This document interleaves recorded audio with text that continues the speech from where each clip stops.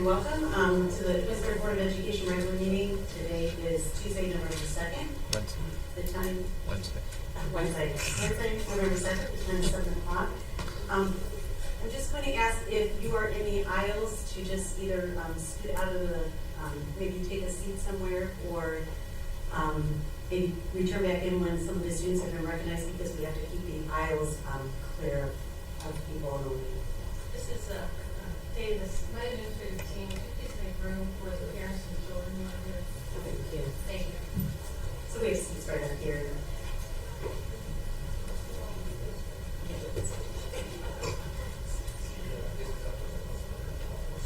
So parents, children, if there's empty seats up front here, you could please take seats around the aisles.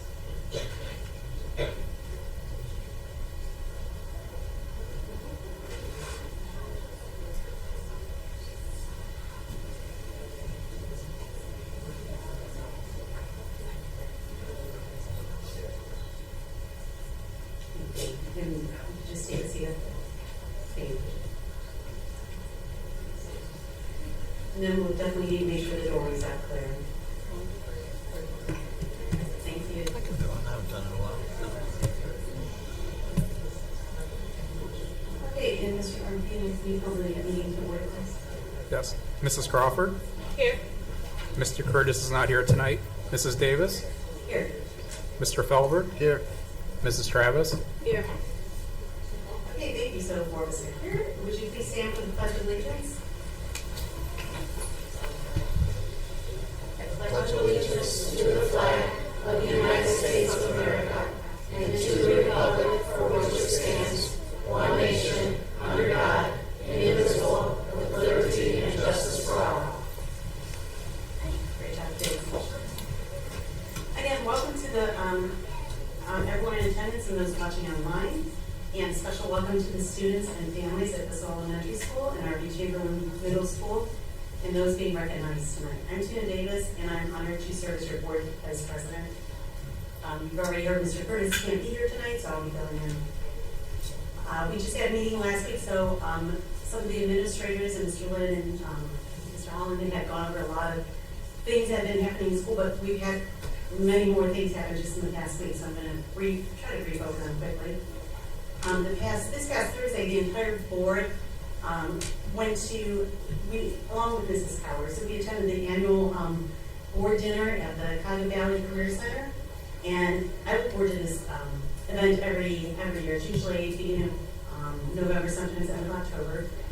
And we get to meet with other board members and administrators, and we get to see different things going on in the building and the programs that our students and other schools, the students are involved in. It's just some really incredible things. If you've never been to Cuyahoga Valley Career Center, you should try to get there at some point. And then the culinary students, they always put on a really fabulous meal for us. I mean, they're very talented. They do a good job, and they're very professional. We have them serving us. We have them just their manners, their talent. It's just wonderful to do that every year. And though I wasn't able to attend, I think you attended. There was the Twinsburg Marching Band Showcase at the high school last Thursday night also, and I heard that it was just an incredible program, and thank you to Mr. Bonnets and the students, and also thank you to the parents who work hard during that, all year round with the band and orchestra students, and especially during football season. I know you guys put in a lot of work, a lot of time, so thank you for that. The boys varsity soccer team played this past Saturday, and with the hopes of earning divisional champs. And their season did end. They played against Hudson, but it was a really difficult season. And congratulations to Coach Lally and the fine young men on that soccer team. They did just fabulous job this year. And last night, the Lady Tigers played an amazing game for the regional match against Walsh. And though Walsh did beat them 2-1, it was really impressive, really great, well-played game. And just a great season with the girls and Coach Garber. And this past weekend, Coach Garber had actually had his 100th win for soccer, so just a really good accomplishment, a wonderful accomplishment. And the team earned the titles of Suburban League champs, district champs, and they were undefeated during the regular season, so excellent job. Well done. Congratulations, Coach Garber and the Lady Tigers for an outstanding and memorial season. So with fall sports ending, many of us, myself included, are really looking forward to winter sports and the band and orchestra concerts, and also show choirs starting up and just the different events that are going to be coming into this next season. Something I also want to mention, and somebody I want to thank who doesn't get enough, I don't think he gets much recognition. Mr. Powell, TJ Powell, he attends many of our Twinsburg events and activities and sporting activities and takes these incredible pictures that the parents I know really do appreciate. And I just know the families and community are grateful for just what he does for all of us. So this Friday also is father-daughter dance, and really wonderful opportunities for the girls and their dads to enjoy a special night together. Many thanks to the staff and volunteers and parents who make this happen for these girls and their dads. And lastly, I encourage each and every one of you who are registered to vote to go to the polls on Tuesday, November 8th, to let your voices be heard. There are some very important issues on the ballot this fall that will affect the future of our schools and our community and our state, including Issue 7, Twinsburg's renewal school levy, and the race for the next Twinsburg mayor, among other very important campaign races that, as I said, affect our entire state. Thanksgiving season's coming up, and I know it's a little bit early, but I just am grateful for our staff, our administrators, our teachers, our support staff, who do just make it a great place for our students every day in and out of the classroom. So with that lengthy it's me, a report, I'll turn the meeting over to Mrs. Powers. Thanks, Mrs. Davis, Good evening, Board of Education. Good evening, moms and dads and Tigers. We're really glad to see everybody here tonight. We have lots of exciting things to announce and celebrate. And Mrs. Davis, you took most of my script, so I am not going to be long-winded. It has been a fantastic fall. I hope you've been part of the Tiger spirit that is happening here. Athletically, the marching band, our show choir, the orchestra, goes on and on and on. I mentioned in my Sunday newsletter, parents, I hope you don't mind, I send you a little update every Sunday. Comment and come in at 11 o'clock about the plow blade that's across the street. I'm just so excited that our kids continue to get these opportunities to do amazing things. So we thank now this time ODOT for allowing us to use our artistic skills and to decorate one of their plow blades for the coming winter. It is November, and Mr. Anakin is not prepared for this, but Mr. Anakin is the president, executive director of the Twinsburg Schools Foundation. And Mr. Anakin, I don't know if you want to say a word or two about Giving Tuesday, which is coming up. If you want to take a podium right there. Thank you for the opportunity to do this. I'm completely unprepared, was not expecting this, but Giving Tuesday is a national initiative, and it gives people the opportunity to donate to their favorite charities.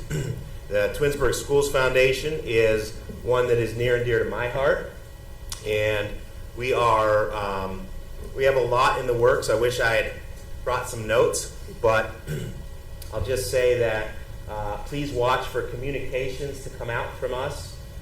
If we will be sending something through Mrs. Powers, so you could watch for that if you're not already tuned in. You could look for the Twinsburg Schools Foundation through Twitter, through Facebook, and maybe even through Instagram, I think, but I'm not positive about that one. And look to make a donation if you're willing and able. And Giving Tuesday will be the first Tuesday following Thanksgiving. I'm almost positive, right? Does that sound right? Yeah. Last year we didn't make a big deal out of it, but the year before we kind of did, and we had a very, very generous offering from the community. And with those dollars, we're doing really great things in the classroom. We are offering teachers the ability to apply for grants, and with those grants, they could create opportunities for the students that would not exist through the normal curriculum. So we really ask you to be supportive of this initiative, Giving Tuesday coming up, and we are grateful for any support that you can offer. Thank you so much. Thank you, Mr. Thank you. Mr. Anakin tells the truth. We were very grateful last June that the foundation actually funded, I believe, 6 teacher grants, and so many outstanding things happening from our wellness center over at George United School to new technology to be used at the high school art classroom, to new art boxes that help kids deal with social emotional issues in other buildings, through books for the libraries in our schools. So we thank the foundation for their dedication to our schools, and we appreciate any donations that you can provide to the foundation, because they're doing some outstanding work in supporting just amazing educators here in our school district. Board of Education this evening, I also asked Mr. Strickland, our business manager, if he could please update the board and the community a little bit about what's happening in transportation. I know that we have had a lot of concerns about buses being late, routes being late. We're into November, and lots of concern. And you know, families, we've been trying to even advocate at the state level through legislation. But I asked Matt if he could just give a little update as to what's happening in rural transportation. Absolutely. So first and foremost, I want to thank the community for your patience with our transportation department. And I also want to thank our bus drivers and aides who are spread really thin, trying to keep all of our kiddos picked up and on time. What it looks like in the bus garage world is right now we are 2 route drivers short with no substitute drivers. So to cover those 2 routes every day, you're talking about our mechanics helping drive. You're talking about our management in the office, so that's our router, our transportation managers. They're driving. And then on top of that, our current route drivers are picking up multiple extra neighborhoods full of kids. I know that leads to crowded buses, that leads to late arrival times at home and at school. And I know how, as a parent myself, that's so frustrating. Superintendent Powers and I, we have had the opportunity to talk to Congress about this. This is a national problem, but I know it doesn't feel that way. We care about what's going on in our backyard, right? So we are trying to get creative. We're looking at different training opportunities for new drivers, people that we bring in to get a CDL, to get all of the credentials. You'd be amazed how many credentials a school bus driver needs to have, and rightfully so. It's a very safety-oriented job, and we want the right people. We are aggressively recruiting, having all sorts of conversations with neighboring districts. What are they doing? We're trying to sort of live through this together. It is sort of a side effect of COVID, but with the labor market, there's a lot of factors against us. But just know we are doing everything that we can do. We're not ignoring the problem. We are aware of the tardiness that it causes, the strain that it puts on y'all as families. We're working with everyone that we can. We had I've apologized to Superintendent Powers 15 times. I got a little aggressive with the Senate on the phone because I felt like they needed to understand what this looks like in our everyday life. We've got sports teams that might not get where they need to go until hours late, all these different things. So again, we appreciate your patience more than anything else, and we'll continue to try to provide great service and recruit as aggressively as we can. And if you happen to know somebody who wants to be bus driver, Absolutely. call Mr. Strickland, and he can definitely look you up, right? Absolutely. Thank you for that. Board of Education this evening, I will be presenting as an administrative report the proposed academic calendar for the 23-24 school year, which will be here in a minute. I can't believe it. So that's coming later in the agenda, as well as our first quarter update regarding the district strategic plan, and that will be provided by a number of administrators who are here this evening. So without further ado, we want to start celebrating some outstanding Tigers, and so I want to ask Mrs. Johnson to make her way through the crowd and come on down, and we're going to turn on the microphone, please, and let's start to celebrate some outstanding students.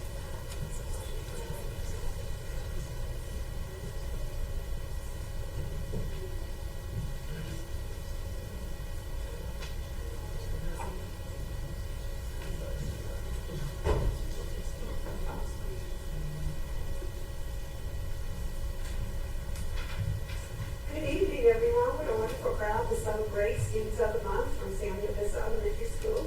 So exciting for our students tonight. They work so hard each and every day, and we're so proud to recognize them. They come in every day, do hard work every single day, stay focused, and participate in class, and this is just one way we say thank you for your efforts and good job. So to explain to you a little bit about the selection of Students of the Month, the Students of the Month program at Samuel Vista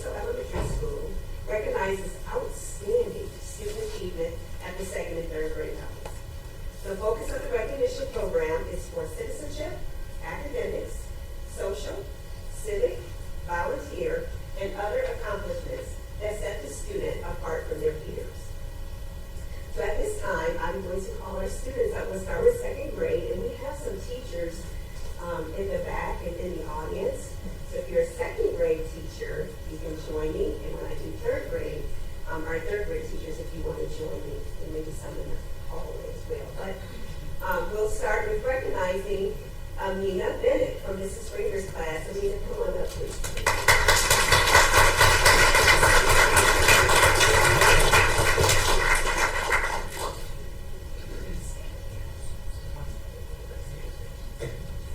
And second graders, stay right up here so we can get pictures of you and you can smile for your parents. Next is Ian Randall from Mrs. Springer's class.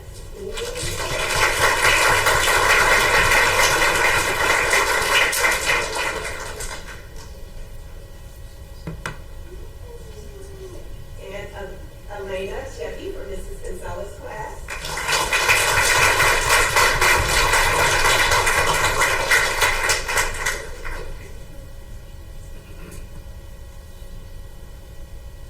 Colton McKee from Ms. Conrad's class.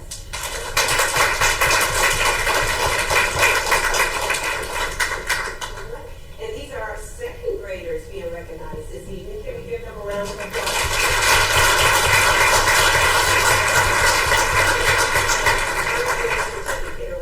Turn your certificate around. Parents, if you want to get pictures, turn your certificate around. There you go. Yep, turn it around.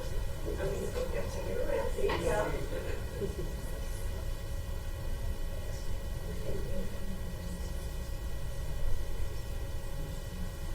Love those smiles. Say cheese. You'll be saying that on Friday when we're doing our pizza. It's so funny because when I'm passing out the pizza, they get a choice of cheese or pepperoni. And when it comes to cheese, it goes, cheese, please. All right, now for our third graders, we're going to start with Link Bellin from Mrs. Mayhall's class.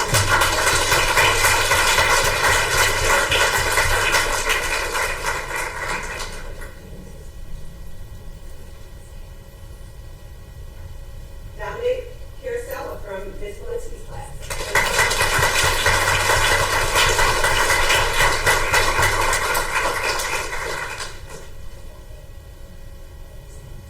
Annabella Fusaro from Mrs. Rowett's class.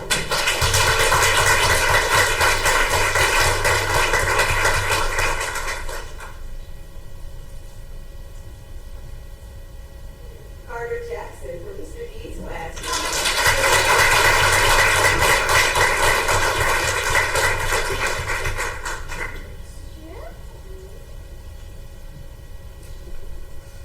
Cole Kellogg from Ms. Lindsay's class.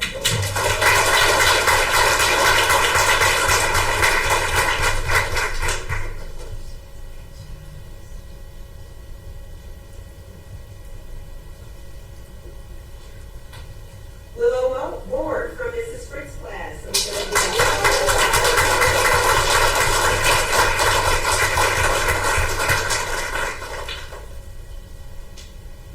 Izzy Oakhorn from Ms. Markham's class.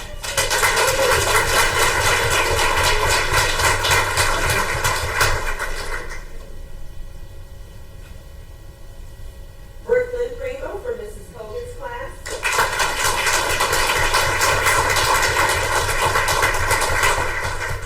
Thomas Spence from Mrs. Engler's class.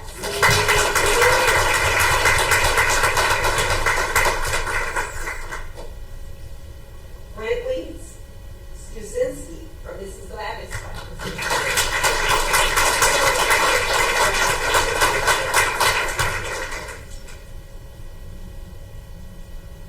All right, third graders, if you want to turn your certificates around.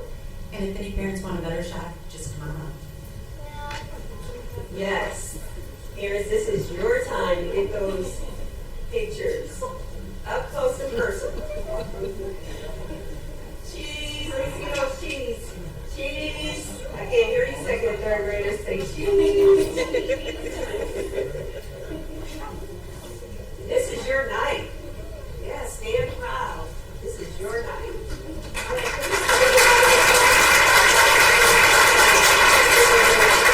please.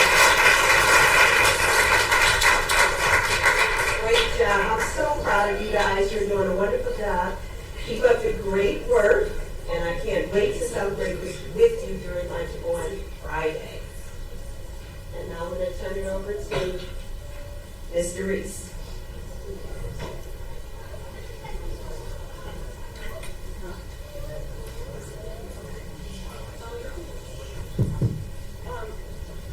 Just one moment. So, I'm sorry to interrupt, but if any of, I know you've had a long day with some of the kids, if any of the Bissell parents would like to take a moment to step out and bring your kiddos home, you're welcome to do that. You can stay for the meeting. It's up to you.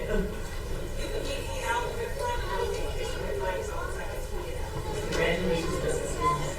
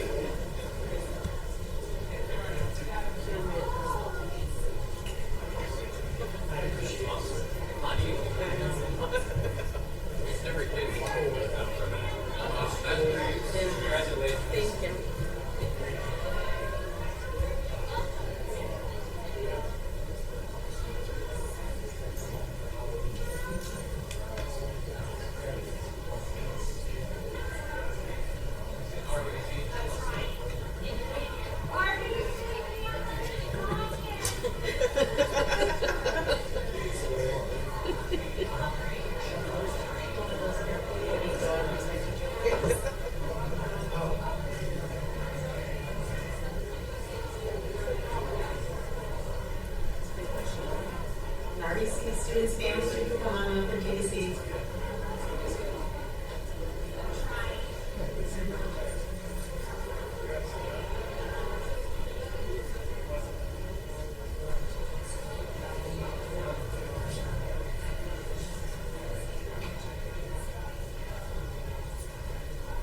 Sure. Good evening, everyone, and thank you for having us here to recognize some of our RBC students. We've had a great school year so far. I have some extra students to recognize. One of our highlights has been the return of the Washington, D.C. trip after a 3-year hiatus. We went down in October. We've never gone in October before, and I don't think we'll ever change. We had beautiful weather, 70 degrees, not the usual 90-degree weather. Usually have to wait in line, fight buses. There's not nearly as many schools down there in October as there is in May. And I think really one of the best things is that shared experience between our teachers and our students. Now we have that to build off of for the rest of the year. So we really had a wonderful trip. Everyone was safe and great memories. And I hear the kids once in a while think, oh, we should all go back again to Washington, D.C. So because of that, our students of the month from September, our 8th graders, did not get recognized. So we're bringing them back. We have a couple extra 8th graders today. So we're going to start with our September student of the month, 8th graders. And the first is Julia Schaefer. I'll get Julia Karate says Julia is an exceptional student and a pleasure to have in class. Next we have Patrick Anakin.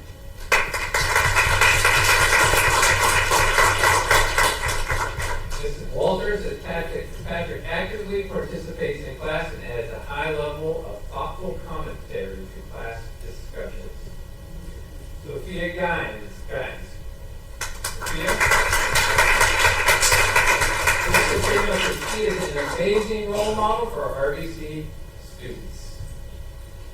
And our final 8th grader from September is Samuel Egan.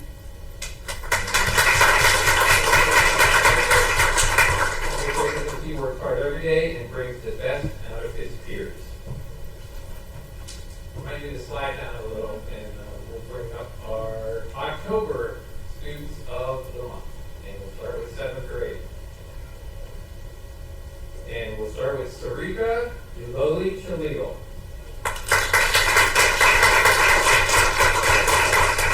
Sarika is an all-around engaged during class and participates well. She also has a great sense of humor. Her and I exchange jokes in the morning sometimes. Hashim Shima.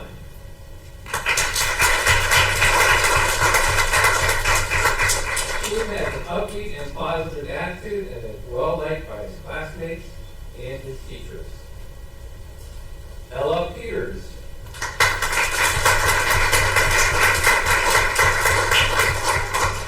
Ella is well-spoken, studious, and kind in her interactions with others. She also puts forth great care in her work. Owen Diak.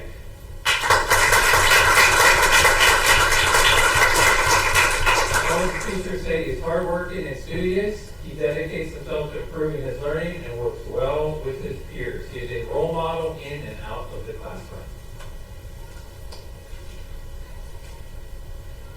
And our 8th graders for October, Ileana Correa.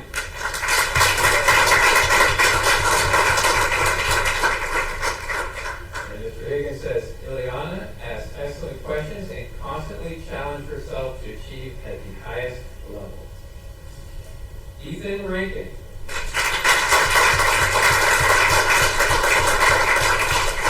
Mr. Davis says, Ethan makes a positive impact everywhere he goes. Allison Rocco.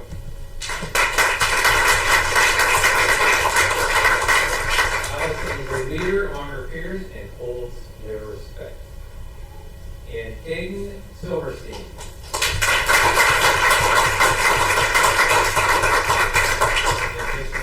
Hayden is a wonderful young man who is well liked by his peers. Hayden has a strong work ethic and is respectful to adults and peers alike. And those are our students of the month.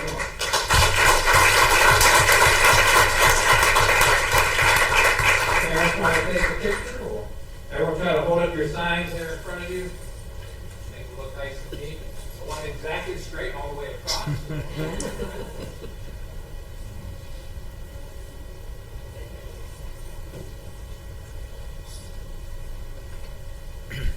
All right, thank you, and you can head back to your families. And once again, I want to thank everyone for coming. Some other highlights of RBC this month, we are doing our combined Spirit Week and Red Ribbon Week. We haven't had a pep rally for several years either, so I don't think students know what they're in for because they are loud and they are exciting. So we'll have that to look forward to on Friday. Monday was dress up day for Halloween, and so today was, because we're combining with Red Ribbon Week and Anti-Drug Message Day with Red Carpet Day, dressed like you're a celebrity in you are. And so we're all sugared up and dressed up. Now that we have the clear backpacks, I can see how much candy they bring to school. It's been a lot of fun. So it's been a great time. So thank you for having me at the board meeting, and we'll get back to Mrs. Congress. Thank you. Mrs. Davis, that concludes our work for tonight. All right, thank you so much. All right, now, do we have any committee reports this evening? I just have one announcement from CBCC. Following the board dinner, we had our regular board meeting and wanted to send out congratulations to our treasurer, Rick Burdine, for the renewal of his contract, extended for 5 years. So he's been solid at the helm and finances for CBCC. Are there any other administrative reports? Can't hear.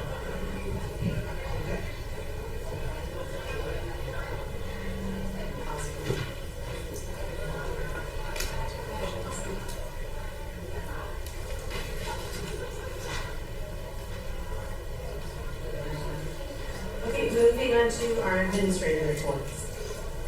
Thank you, Mrs. Davis. This evening we have two administrative reports. The first one, as mentioned, is a look at the proposed academic calendar for the 23-24 school year, and that will be followed up by an update from our administrative team regarding the strategic plan. We're going to just pause for a minute till the comings and goings feature a little bit.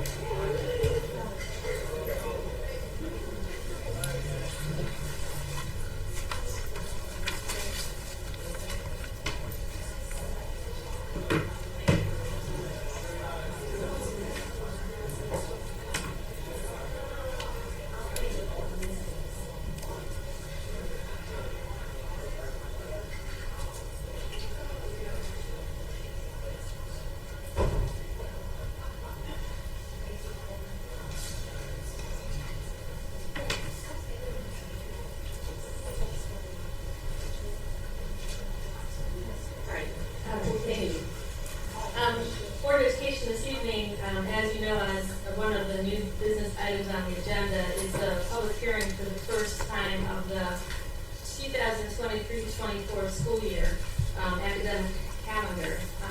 Per the statute, a traditional school district like ours and our Board of Education must hold a public hearing at least 30 days prior to adopting its school schedule. Tonight's agenda provides this opportunity and ample time for members of the community to provide feedback before the board would actually take action regarding the calendar at its meeting on December 14th. The calendar that you will review this evening was developed in collaboration with the Twinsburg Education Association and is supported by a large number of our staff members. I would like to highlight some of the areas of interest on this proposed calendar. To begin here, Board of Education, just a reminder that we have no longer the need to count days, but rather we count hours. So an academic year, say for example, for a kindergarten child who's part-time would be 455 hours. However, we have full day kindergarten here, and in grades all the way up to 6, the required number of hours is 910 hours.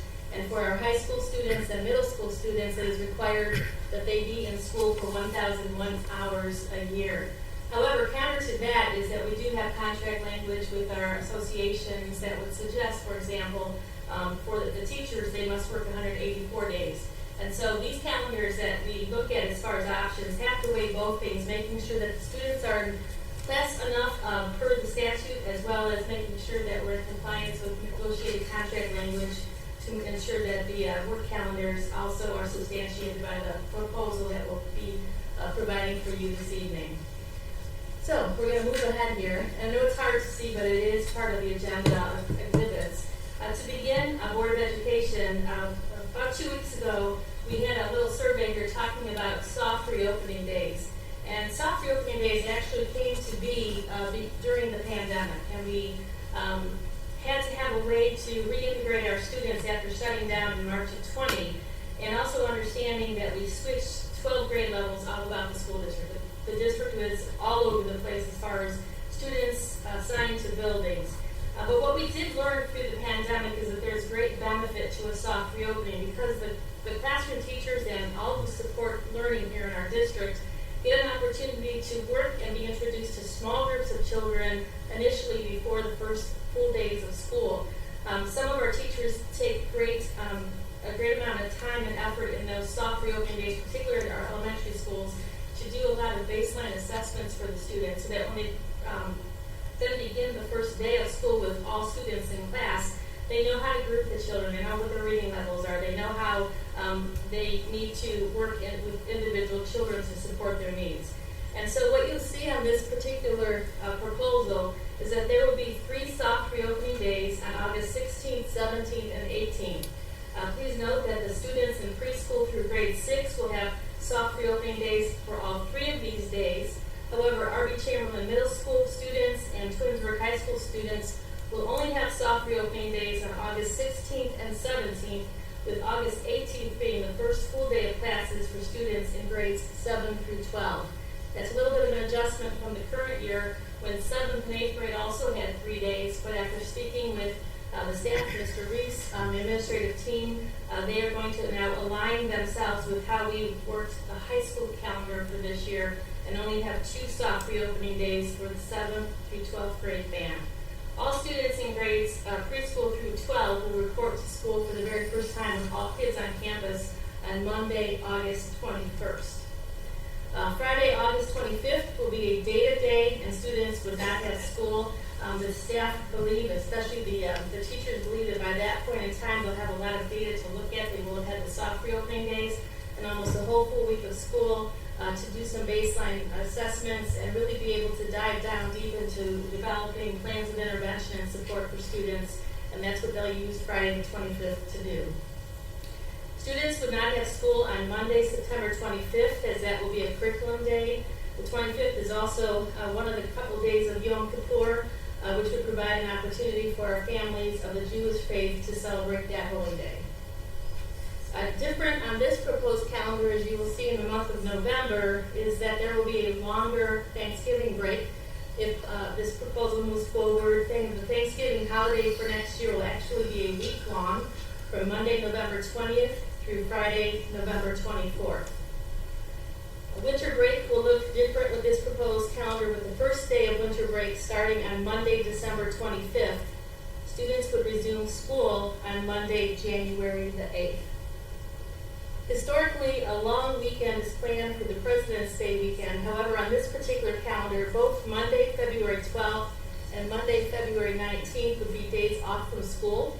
This recommendation actually comes from our high school, who our staff members there are concerned about the impact on the blue and white schedule of classes when students are away from class on both a Monday and a Friday connected by a weekend.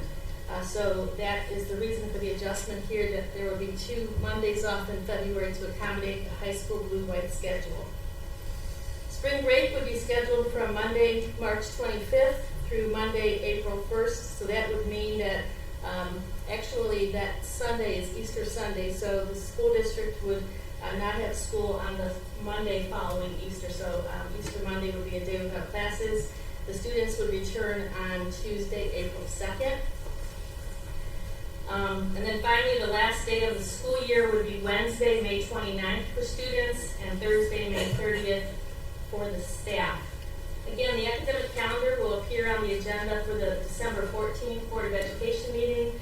Between now and then, we will post the calendar on the district website and ask members of our community if they have any recommendations, any suggestions, any thoughts that they want to share before the board takes its vote on the 14th. That's that reason for that long wait time. And then I'll be sharing all that information with the Board of Education so that on the 14th you'll be able to make some decisions whether or not this proposed calendar moves forward. Any questions this evening about the proposed academic calendar for next year?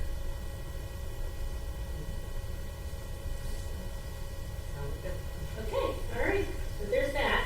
And then tonight, Board of Education, as has been our practice now for the last several years, tonight the academic administrative team, I should say, members are here to present a first quarter update regarding the district's strategic plan. So without further ado, we're going to begin our presentation.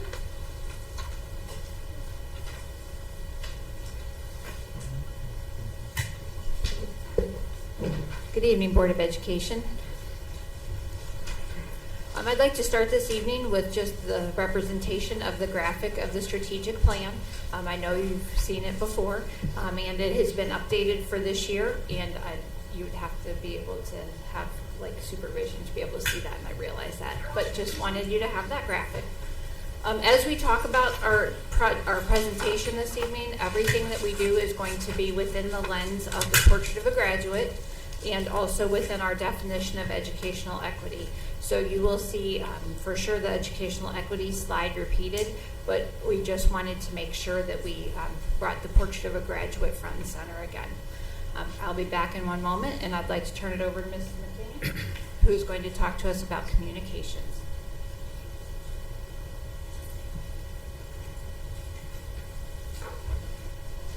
Good evening, Board of Education, Superintendent Powers, and guests. I am chairing the Communications Committee portion of our strategic planning. One of the goals of our strategic planning Communications Committee was to, or is to, expand our social media reach.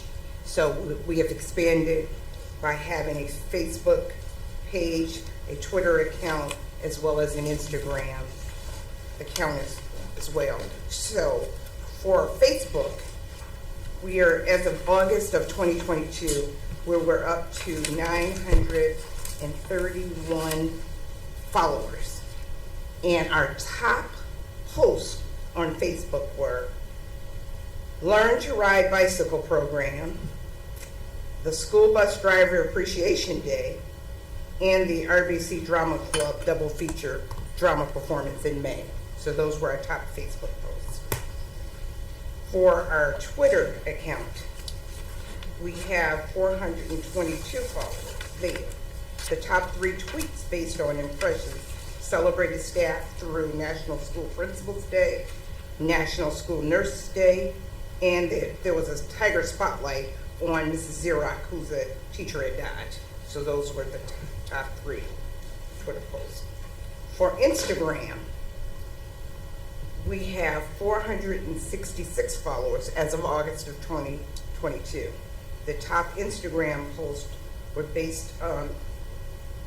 included a celebration of the class of 22 at Wilcox Primary School and a fun Throwback Thursday photo from the yearbook. The top posts were shared 32 times, extending its reach beyond an existing followers and directly leading to 20 new followers. So we are continuously expanding our social media footprint. The other part of our communications, or another goal of the communications committee, is our community conversations about district facilities and finances. So we have Superintendent Powers and Business Manager Matt Strickland have been going around the community and having these conversations. On October 6th, they were at R.B. Chamberlain for a community meeting. On October 10th, there was a virtual meeting. On October 11th, they were at the Twinsburg Senior Center Lunch and Learn.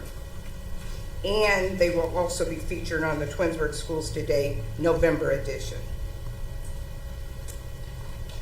Another goal for the communications committee is to update the crisis communication plan.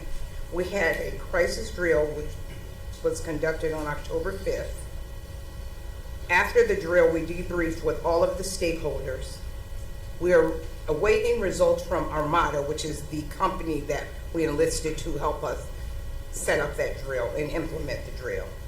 And based on the feedback that we get from them, the crisis communication plan will then be updated. The Equity Steering Committee. Mrs. Powers and I will be the co-chairs for this committee. We will continue to update the board as we work through this process. Okay. Thank you.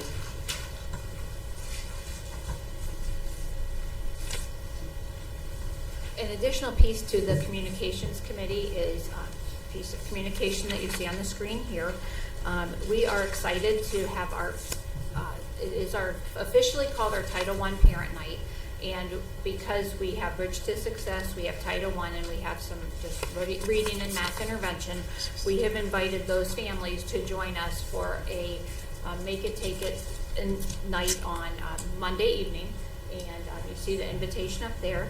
And Ms. Villa Turner and Mrs. Johnson are going to tell us about some of the activities that we have planned for our families that evening. Thank you, Mrs. Farthing. It's going to be a great night. Anytime you can do Make It, Take It, and take it home and work with students is always fun. So for the reading portion of the Make It, Take It session, teachers will be talking with parents and explaining with parents some of the components of the science of reading. So that we'll be talking about the phonics and phonemic awareness and vocabulary and reading and practicing reading. And one of the Make It, Take It opportunities that parents will have is called a gel in a bag. And so when they make this gel in a bag and work with their students at home, number one, it's engaging for the students, it's quick, it's fun, and it's practice that students don't believe is homework. So one of the ways to do gel in a bag is when when parents are working with students at home and they're sounding out words. When they sound it out, students are very familiar with tapping out the sound. They do it every day in class. And so when they're working at home with their parents, and the example of a word would be shop, shop. And so when they're working at home and they're using the gel bag, students will be able to write the sound, sh, and then show that. And like magic, they just wipe it off, and they're ready for the next sound or next word. And so that's one of the fun activities that parents will be able to work with their students at home. Again, it's quick, it's easy, it's fun, engaging, and it's something that doesn't take a whole lot of time or a whole lot of, once they put this together, it really doesn't take a whole lot of materials to do so.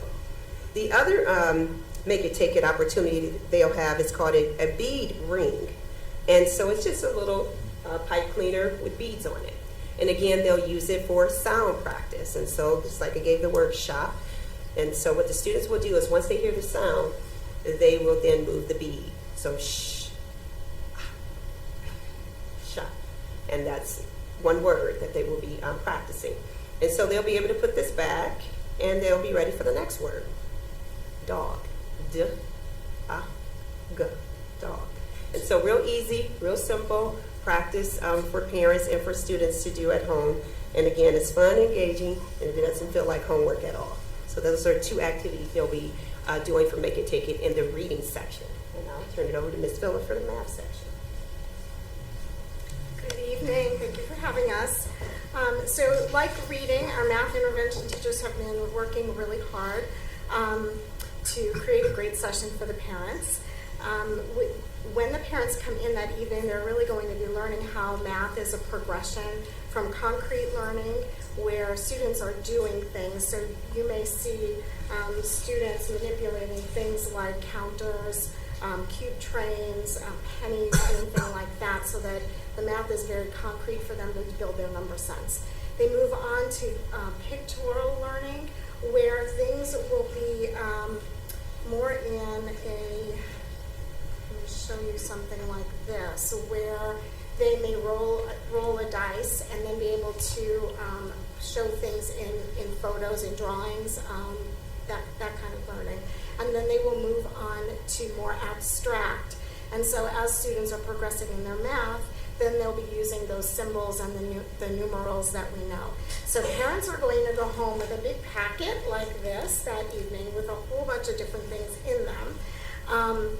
And we're going to teach the parents to be thinking of the CPA for the concrete, pictorial, and the abstract as they see their children make that process through. They will get things like number lines, like this. They're going to get number grids, which are fantastic for counting, for looking at number patterns, for being able to just identify numbers randomly, place value. They will get storyboards. So storyboards look like this, and this one, it's laminated, happens to be on both sides. And so what they do with these is they can make number stories, so they can be starting to think about that problem solving and doing word problems and word stories. And so right here, I look at this little diver and I kind of think, well, he might be taking something away, he might be adding something in. They might use a little, those little erasers. I have some in this packet that are pumpkins, which obviously would not fit in this particular story, but little fish erasers would fit really great there. So those are the kinds of things that they'll get. We have some spinners that are clear, and they could go over something like this so that they would spin. They can see the numbers in the 10 frame. They can be using counters for that concrete learning, and they can be writing those numbers or number problems at the bottom. So there's a whole variety of things that the teachers will be working with parents on that night to give them ideas of what to do with their children. Lots of board games, just a whole variety, and depending on the children's level, they may get different things in their packet, but that should give you an idea of what the types of things that they'll be doing that evening.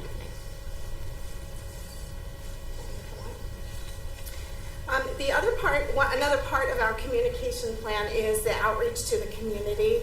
And so as you know from a lot of our discussions in the last year or so, we are making a bit of a shift in the way that we do reading instruction, especially at the younger grades.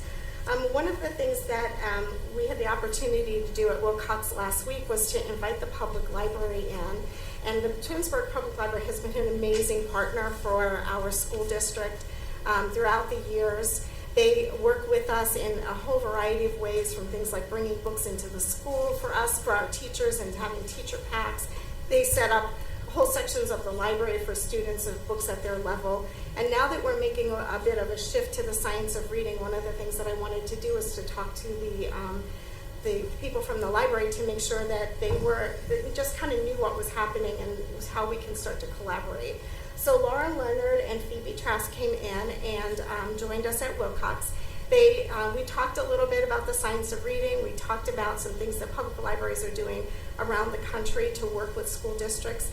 And then we went and visited some classes to see the teachers and the students in action, because the shift is a little bit different from what they may have been used to in the past. So what the pictures up there are some of the ideas that we have already talked about. The bookmobile, as you know, is going around the community, and it has books for families, but we also talked about how we could utilize the bookmobile to educate parents and maybe bring story time to two different areas of our community so that the librarians or our teachers could even model how to do shared readings with their children, stop and do a retell, talk about rich vocabulary, and just broaden experiences. And then the other picture was another idea that we talked about, and the library has done story walks with us before. This one is a decodable story walk, and it's from an organization called Teach My Kid to Read, and they are big posters that go around, and instead of being text that the children may not be able to access as they're learning to read, these are decodable, as Mrs. Johnson just explained to you about the shop and dog. Those basic CVC words and consonant, vowel, consonant sound, words are what our children out at the younger grades are learning to do. So this type of a story walk could be out in the community. It could be on one of our campuses. They even talked about working on a grant where they have displays and the book changes, the pages of the book changes throughout the year. So we are just in the very early stages of collaborating, but I expect that we are going to have some great outcomes that would connect our schools and our library and our community together.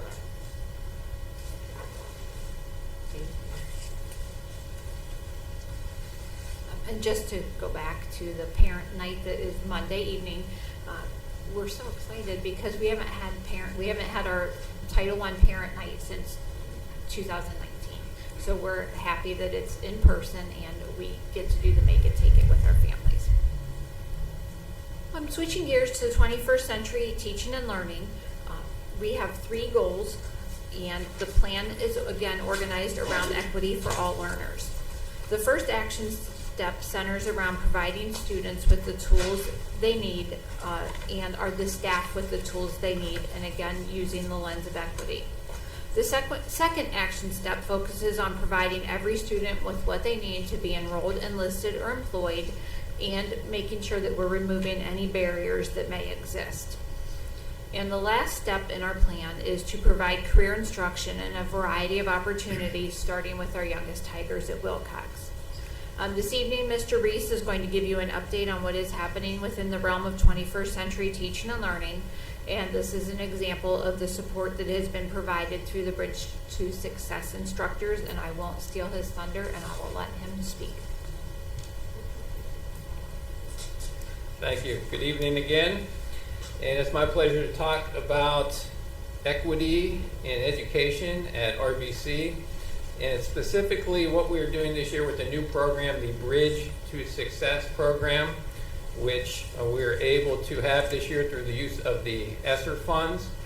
And I want to call your attention to the visual up there. You may have seen something similar to this before as it relates to the definition of equality and equity in a visual and what that looks like, and why giving every kid the same box doesn't really work, and we need to be able to give kids the box they need to succeed. And at RBC, I feel we are very successful in supporting our students who need the most support. They have support all day, every day, in every class. The students who need the biggest box there to reach the apples. And about 8 years ago, we brought in academic coaches, and they meet with students every day, 1 period a day, and they have had a tremendous impact on our students who need that middle size box. But there's a group of students who didn't qualify for the honors programs or the accelerated programs, who were not getting any supports, and they could have benefited from that third box there. And I believe our Bridge to Success program has provided that this year. So how do we choose students for the Bridge to Success program? Well, they're not in honors or accelerated courses and getting extra in that manner. They're not IEPs or in our academic coaching programs, but they are students who were either proficient, limited, or basic. Many of them proficient on the OST test, but we believe that with this little extra help, we could push them into advanced or accelerated ranges. So these students don't get support all day, every day, or even every day. They do see a teacher 1 period every other week to go over their diagnostics, their reading, their progress. Some of them get help in reading, some of them get help in math, some of them get help in both. So the week they're not in reading, they will go to the math teacher. So during the course of the year, they'll get 18 extra periods of reading, 18 extra periods or extra weeks of math. And our goal, of course, is because of the pandemic, kids have lost. They say at least 20 weeks behind maybe where they should be. So we're filling in gaps, giving grade level instruction and practice, trying to fill in the gaps that were lost during the pandemic.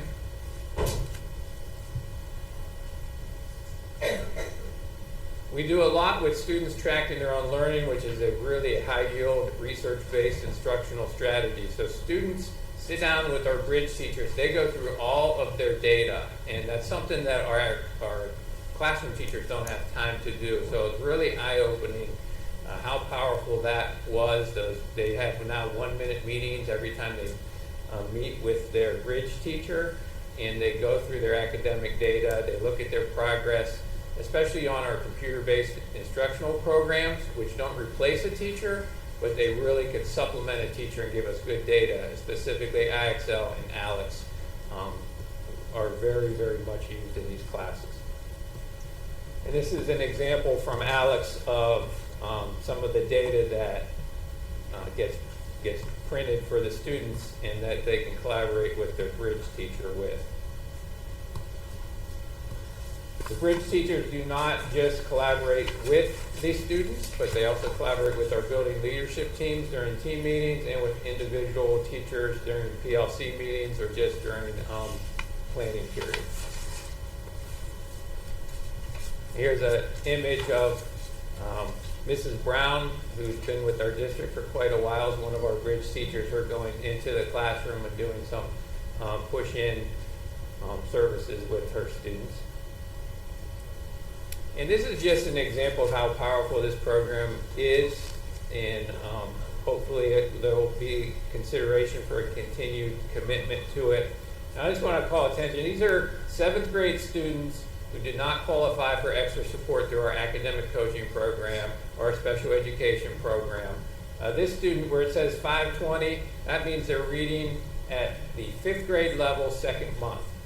And I'm sorry, that language arts is 5th grade level, 2nd month, and the reading right below that is 3rd grade level, 9th month. After a week on the program, they ran another diagnostic. We hope that the students gain 25 points, make a year's growth during the course of a year. This student is at now 6th grade level, 1st month in language arts and reading.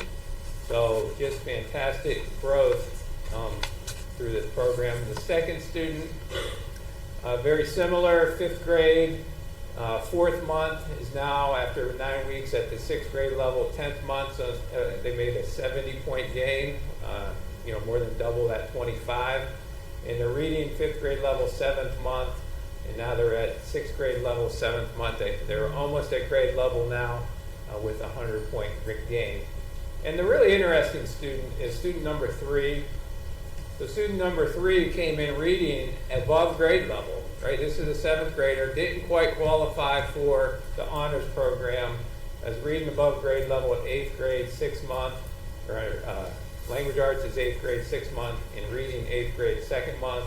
After 9 weeks on this program, getting support that this student never would have gotten, they never would have been identified for any extra help without this program, is now reading at a 9th grade level and language arts at a 10th grade level. So this student will probably be someone who's going to go from proficient to accelerated or advanced and will probably be moved up into an honors level course in 8th grade because of this program. And this is bringing, I feel, that last piece of equity to the students that might have been getting missed in the past. Mr. Reese, could you go a little bit over the qualification, how they get identified for this? That's the only part I'm unclear. If they're not qualified they haven't been identified through the data for needing support through our math academic coaching or reading academic coaching program, and they haven't been identified with a learning disability. So in the past, these students have not been getting any extra help. and they haven't been identified as being accelerated. So they're not getting an extra scoop through an accelerated program. So they were just kind of that in the middle. They're not accelerated, but they are at grade level or close to grade level and not getting help. So we pulled every kid we could fit then who fit in that category. Because our goal is to really, if we can, get them into that honors level. So So would you say some of these kids, if they were pushed by parents, sometimes it happens to go into an honors program a little bit too early, may not have been successful, but with this, it prepares them for that high school honors program. absolutely. Thank you. All right, thank you. And I think up next we have Dr. Walker.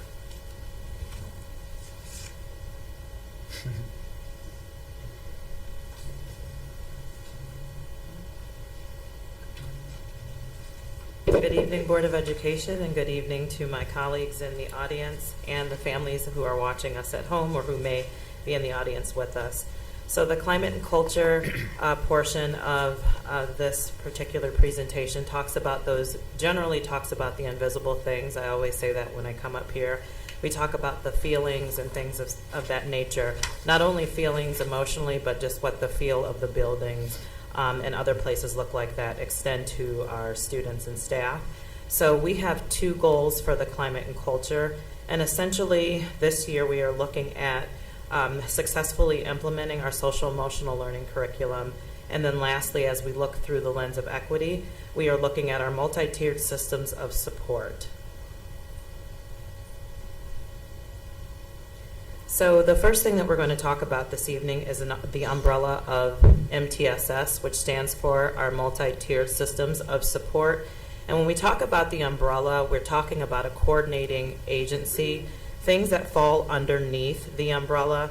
And essentially, when we look at our framework, we're looking at, as Mr. Reese has talked about, but this also extends to other areas, talking about looking at targeted support for any of our students who are struggling. After coming out of the pandemic, we recognize that there are students who are struggling academically, but there are also students who are struggling behaviorally. So we're looking at our students who are struggling. We're also paying attention to our students who are still, who seemingly seem okay, but we're just making sure that they are okay. Our other goal is to intervene early so that students can catch up with their peers. And then lastly, we're screening all of our students to make sure that we're addressing academic and behavioral challenges, and it really relates to what Mr. Reese discussed earlier. So when we talk about this, we're looking at not just behavior, but we are also looking at academics. And so when we talk about the behavior portion of the MTSS portion, we're looking at the coordinating efforts that we have to address our student behavior, and that is through the efforts of PBIS, which stands for Positive Behavior Intervention and Supports. PBIS is in all of our schools, and we have done a deep dive last year to try to look at what all of our schools, what they offered. And when we did that deep dive, we looked at some of our really, really great things we were doing and then some areas of deficiency, which this year I'm very proud to say that we have gone through probably a couple of really, really intense trainings, and we are really on a really good train to getting things the way that we need to be. And it's not that we weren't doing things, but after the pandemic, we could not do things the same. And it was very challenging to figure out the right thing to do. And now I feel like as we're looking at ourselves as a district, we are really aligning our efforts. So I just want to talk about a couple of things that we've done this year. We've done a district-wide training with all of our administrators. We had our ESC from our state support team consultants, my words are getting tied, come out and they actually talk to our principals. And we've had a couple of just meetings with our PBIS district team. In doing so, we have gone through just our tier 1. We looked at all of our data. We paid attention to all of the things that we needed to do to be successful on the ground level. And when you look at tier 1, that's things that hit every single student. So after we get that established and we have made some really great strides, then we can look at moving up to the tier of students who may need a little bit more support. Additionally, we have looked through at restorative practices. We had another training with restorative practices, as that was something that we learned last year that staff wanted more training on, and that is just helping to restore what is lost. If there's fights, learning how to get students to come back together. If there is conflict in the classroom, learning how to get people back together. So again, anyone who's struggling can get back on the train so they're learning academically or behaviorally, they're able to learn. And at this time, I'm going to have Mr. Holland come up to the podium, and then I'll have a couple of more things to add.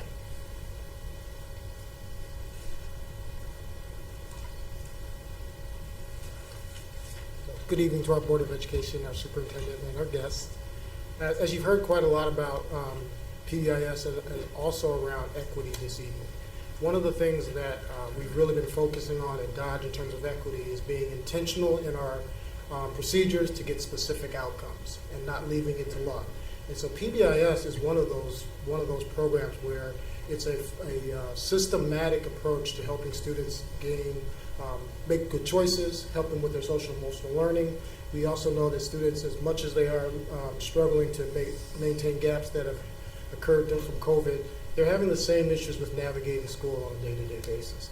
We forget about the fact that kids maybe haven't sat in an assembly in 2.5 years. We forget about the fact that kids haven't had to sit in the cafeteria the way they had in the past. So how do we help them understand how to function and navigate school in a traditional way?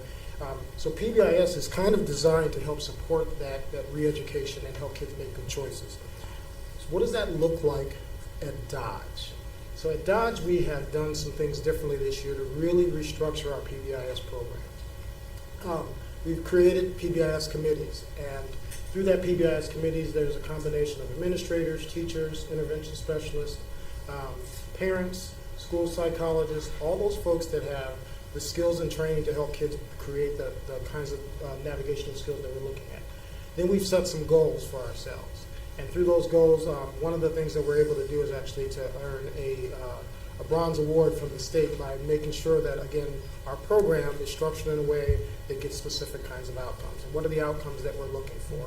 We're looking for outcomes that reduce behaviors. We're looking for outcomes to help kids navigate school. We're looking for outcomes that reduce social emotional stresses on students and help them be able to function properly in school. And so part of when you think of equity and you think of PBIS is that we are taking the time to look at data regarding males, females, boys, that's the same thing, boys and girls, to be able to really make informed decisions about how the school is operating. And so what we've done this year as well, if you would go to the next slide, is we've kind of restructured a little bit. So the slide part of the slide that you see to the left is our new flow chart. The flow chart not only helps our teachers to navigate and instruct kids, but it also helps kids understand what the choices and the outcomes from the choices that they're making. And so the flow chart looks at major and minors. The flow chart also helps teachers identify the difference of major and minors, and it helps parents to understand what some of the directions will go when kids make those choices for majors and minors. The center column are the 3 areas that we focus on this year, which is to be respectful, responsible, and safe.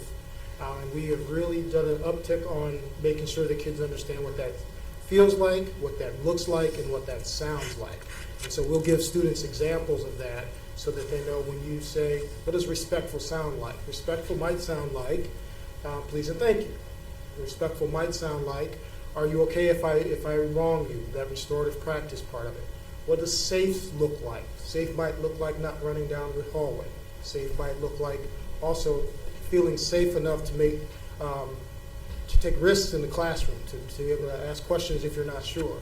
And so all those kinds of components that are where we're looking at. And then the last slide to the far right are what our tickets are. And so we are rewarding kids for making those respectful, responsible, and safe kinds of choices. And again, it could be choices that you see, choices that you hear, choices that help kids kind of navigate. So what the next slide that you're going to see is my Principal Stripe Committee, which I'm so very proud of.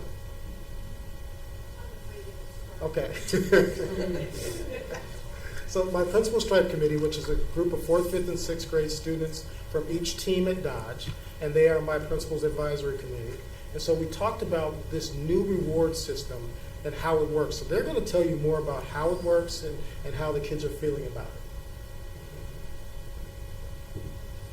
So what do the students think about our PBIS rewards? Who can tell us what the 3 expectations are?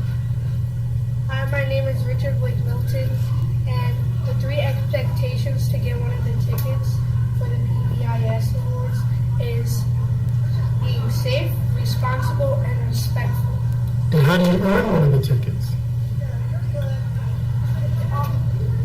I'm Nash with the Principal Stripes Committee, and how you earn the tickets is, like it says, being safe, responsible, and respectful.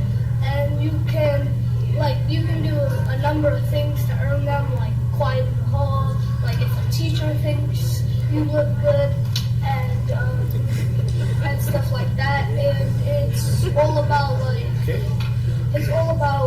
these 3 things: being safe, respectful, and responsible. And if you do those, you should get a ticket. Thank you. And what do all the students think about this new ticket system? Hi, my name is Ron Maxwell, and Twinsburg Committee. And the students approve of this idea, this competition, because it gets students and their class noticed. Thank you very much. And what are some of the prizes that kids can win? My name is Sydney Rose, and this is Katie Rowley. This is Harper Solomon. This is Sierra. And we're going to show you what you can get on the front. So first of all, you can get this little cute fleece blanket. There are different types of pencils. There are designs. There are NFL teams over here. There are some sports over here. Different sports. And then there's mechanical pencils and glitter pens and some body lotion in case you're ashy. And there's some fidget toys. We also have tiger pencils and Well, that's a word from our 6th grade Principal Stripe Committees. Very nice job, boys and girls. Say goodbye. Bye! That was good. So what do the students... So, number one, I'll try to make sure that I'm not asking.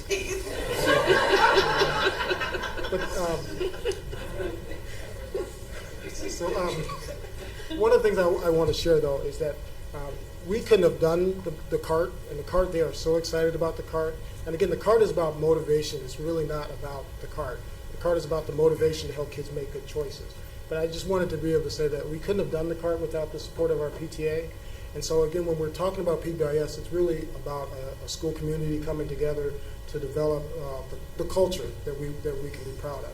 So I'm really proud of that, of our PTA and our Principal Stripe Committee, and excited about the new PBIS process.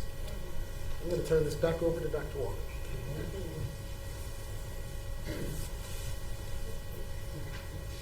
Just have a couple of more things to talk to you about, and just to give thanks to just a couple of grants that we've received.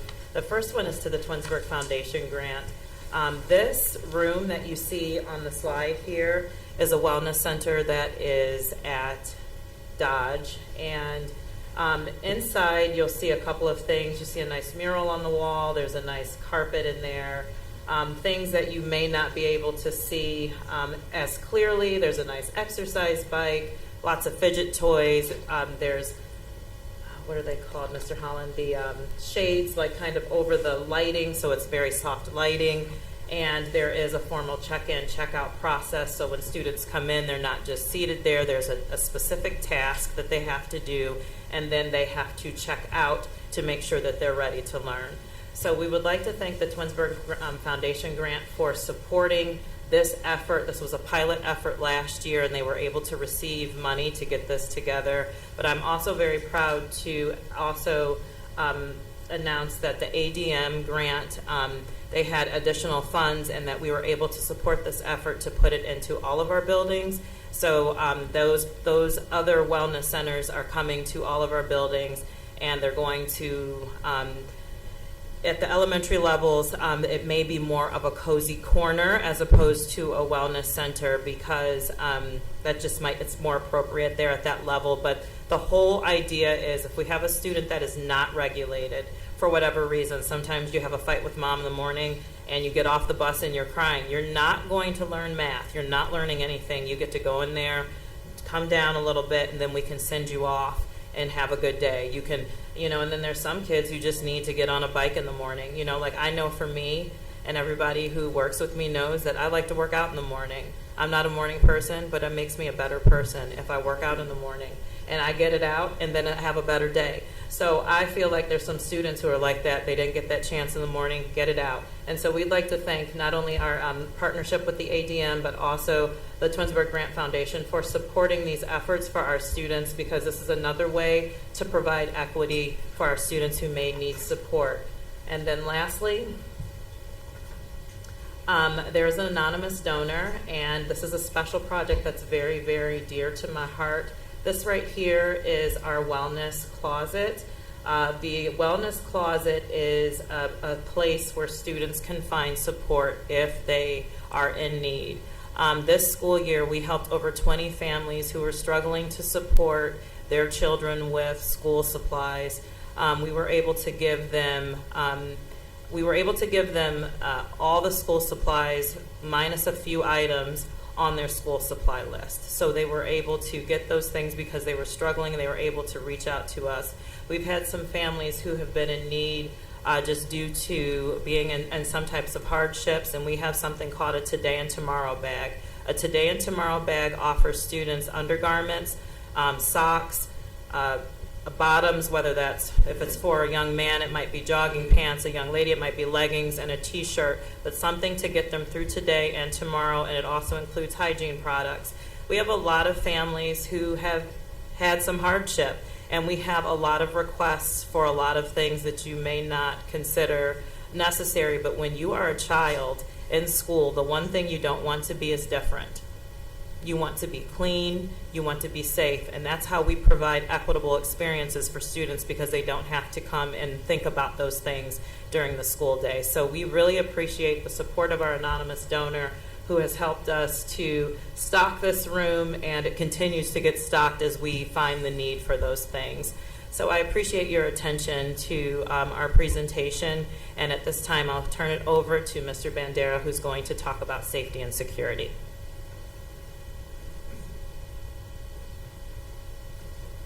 Thank you, Dr. Walker. Thank you, board, and thank you, guests who are here tonight and participating online. I'd like to talk about safety and security, and Mr. Holland was the perfect segue for that in his Be Safe comment. So as a district, we're going to focus on our safety and security, again, through that lens of equity this year. Looking at safety and security, we have the following goal statements for this year that we're going to facilitate our student-oriented groups at all of our buildings, which are sometimes called our principal advisory councils. We're going to collaborate with our district law enforcement agencies to put on our drill, which we have briefly mentioned before, but we're going to go into a little more detail on this evening. And then we're going to develop and train threat assessment teams. And that's actually a process that just occurred yesterday, as a large amount of our staff participated in that training through the Educational Service Center in Northeast Ohio. So looking at that Principal Advisory Council, I'm going to start there. This is an exciting thing that's happening at all of our buildings. It really has kicked off this year, starting at our older buildings, starting with Dodge, RBC, and then the high school. So for each of those buildings, they're looking at having student voice and bringing student voice into that safety conversation. So looking at Dodge, Mr. Holland and his group are looking, one of their first tasks this year was, we mentioned this word equity, and equity and equity. We talk about it all the time, but what does that mean to a 4th, 5th, and 6th grade student? So those students are working on finding a definition of equity that actually is meaningful to them. So that's one of their tasks that I love that they're doing this year. Our RBC students are looking at that as well, but also looking at how they can make the building a safe place, what they think would make the building a safer place. Mr. Reese recently talked to us about one of the ideas that they had was maybe there's one-way stairwells. They have the stairwells in the south wing of the building, and the students had suggested maybe that's an idea to increase safety and little traffic flow throughout the building. So they're experimenting with different things there and listening to that. And then our THS group is meeting for the first time this week, and they're going to be talking about a bunch of different issues. They're going to be talking about how they can feel safe at school. They're going to be talking about student-led mentorship opportunities, so how students can mentor other students. And then I like this one, one of our big focuses on equity. How do we get more involvement in our clubs and groups and activities that our students are having a part in? So they're going to talk about ways to increase that involvement, whether it's, probably the best way is student reaching out to another student saying, hey, come join this club with me. There's so many different things that are on our announcements every day at the high school, and they want to make sure that our students are participating in those activities. Moving forward, we're going to talk a little bit more about our safety drill that was done last month. So that last month, as many of you know, have seen the video, there was a safety drill done, completed by our schools in collaboration with our law enforcement agencies, our local community ones, and some from other cities, along with Armada, the group that Mrs. McKinney talked about earlier. This drill was very informative for our district. It was very realistic. It was very scary. It took it. I was at the high school at the time, and I remember, hearing Mr. Lynn get on the PA system and hearing how, oh, there's an intruder at this point in the building, and it was, it took me back for a second. You knew it was a drill, but at the same time, it took you back and it made you think, what would I do, and how am I thinking through this situation? This drill also included a step that we haven't always practiced in the past, which is that reunification piece. And thanks to our partnership with that Reminderville Athletic Club, we were able to practice that reunification piece and bringing our students who participated and our staff members who participated, bringing them back to their families. We had a lot of our other building administrators were our guest families that day, or pretending to be our students' families. Some of them are phenomenal actors, and they should win an award for their acting. But we hope to never have to use these things. But in case we do feel better prepared to use them. And then we're still waiting on that feedback from Armada and throughout some of our district feedback as well, finding out how we did on this drill, and then how we can kind of grade ourselves, and then how we can improve. And that's the ultimate goal, how we're going to improve on these things for safety. In speaking about feedback, Mr. Lynn had led a couple different groups to get their feedback, and I'm going to let him talk briefly here about his student feedback session and his staff feedback session following this drill. Good evening, ladies and gentlemen. Thank you for the opportunity to be here this evening. So, as Mr. Bandera said, we did conduct a full-scale safety drill on October 5th. As many of you know, and in the districts, we did have 2 lockdown situations or hold-in-place situations at the beginning of the year. And those are very scary things. We also had a water main break the first week of the year, which seems like a million years ago now. But safety and security has never been bigger, never more important than it is today. Just kind of how you want kids to feel safe and secure, you have to make your building feel safe and secure. And I applaud the district, I applaud Superintendent Powers, because a lot of districts don't do this. They don't want to talk about the difficult situations. And, I felt that Mr. Strickland says it best. If you're talking about safety and security, you're doing something right, because we really talked about it. And as Mr. Bandera said, this is a very real life scenario. For those that participated, we had staff members from all across the district participate. We did have students who participated, and it was very real. There were, I won't go into the reality of the drill, but it was extremely realistic with first responders coming into the building and those types of things, and with the reunification piece, with loud sounds, loud noises, actors, and so it put people into an elevated state of anxiety, and no one ever wants to do that. But I will say, we talked about this in the debrief session, it takes you to a spot of kind of elevated awareness, and so the feedback that we gained, I felt, is invaluable. We're still waiting on the feedback from Armada, but the first session we led was immediately following the drill with our students. And to be quite honest, I thought it was going to last 20 to 30 minutes. That debrief session lasted for an hour and a half. And I came away from that, and I could give you specifics about what the students say, but what I came away with was that we have student leaders, and we need to continue to ask students about student safety. They live in a world, they've grown up in a world of social media.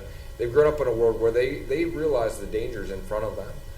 And they can articulate very clearly what they are scared about, what makes them feel safe, what makes them feel unsafe. And so I really applaud our students that participated. One thing that came away is they felt the need to have more students participate in age-appropriate ways. Another thing I was very proud of our student group that came out was how caring they are. A lot of them mentioned our students with special needs. They asked about our plans, our emergent plans, our emergency plans, and how we could help our students in multiple levels of disabilities practice those types of drills because they were very concerned. And then we talked about the reunification piece and just the connection piece between our communications, something that you might not think about, but how do our radios and our communications interact between police, the administration, and our transportation piece in the event that this did need to happen. So I was very proud, and I'll end with the last piece of student feedback.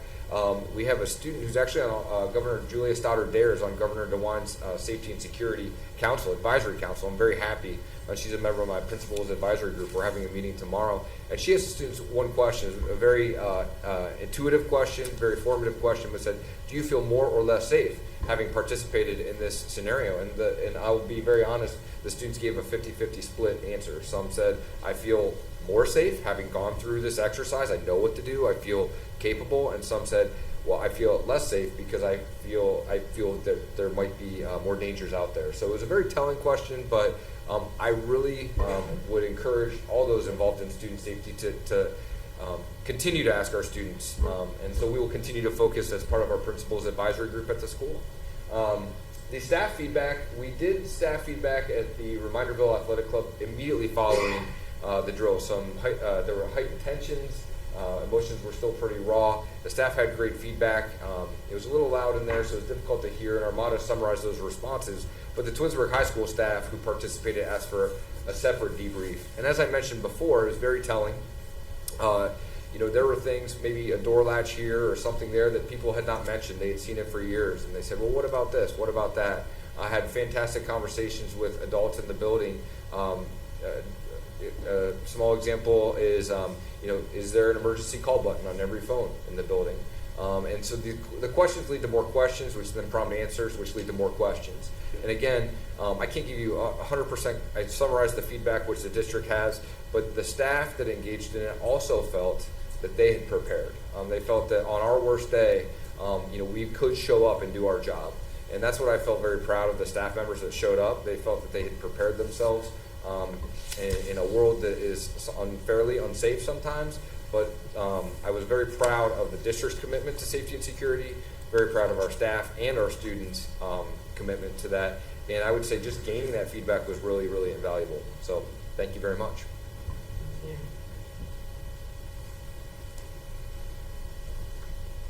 Again, I reiterate some of the things that Mr. Lynn said. I thank the board for supporting this. There are a lot of districts that don't participate in this type of training. So I appreciate the board for your cooperation in this. We have some quick images of from that day.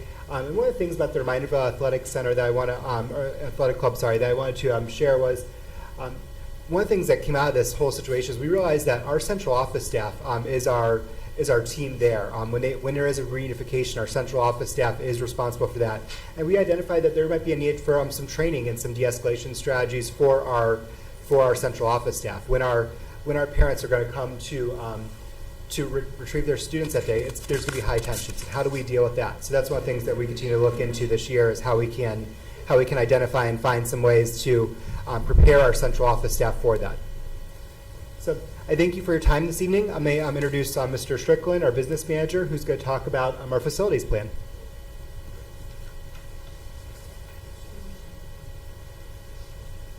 Thank you, Mr. Bandiera.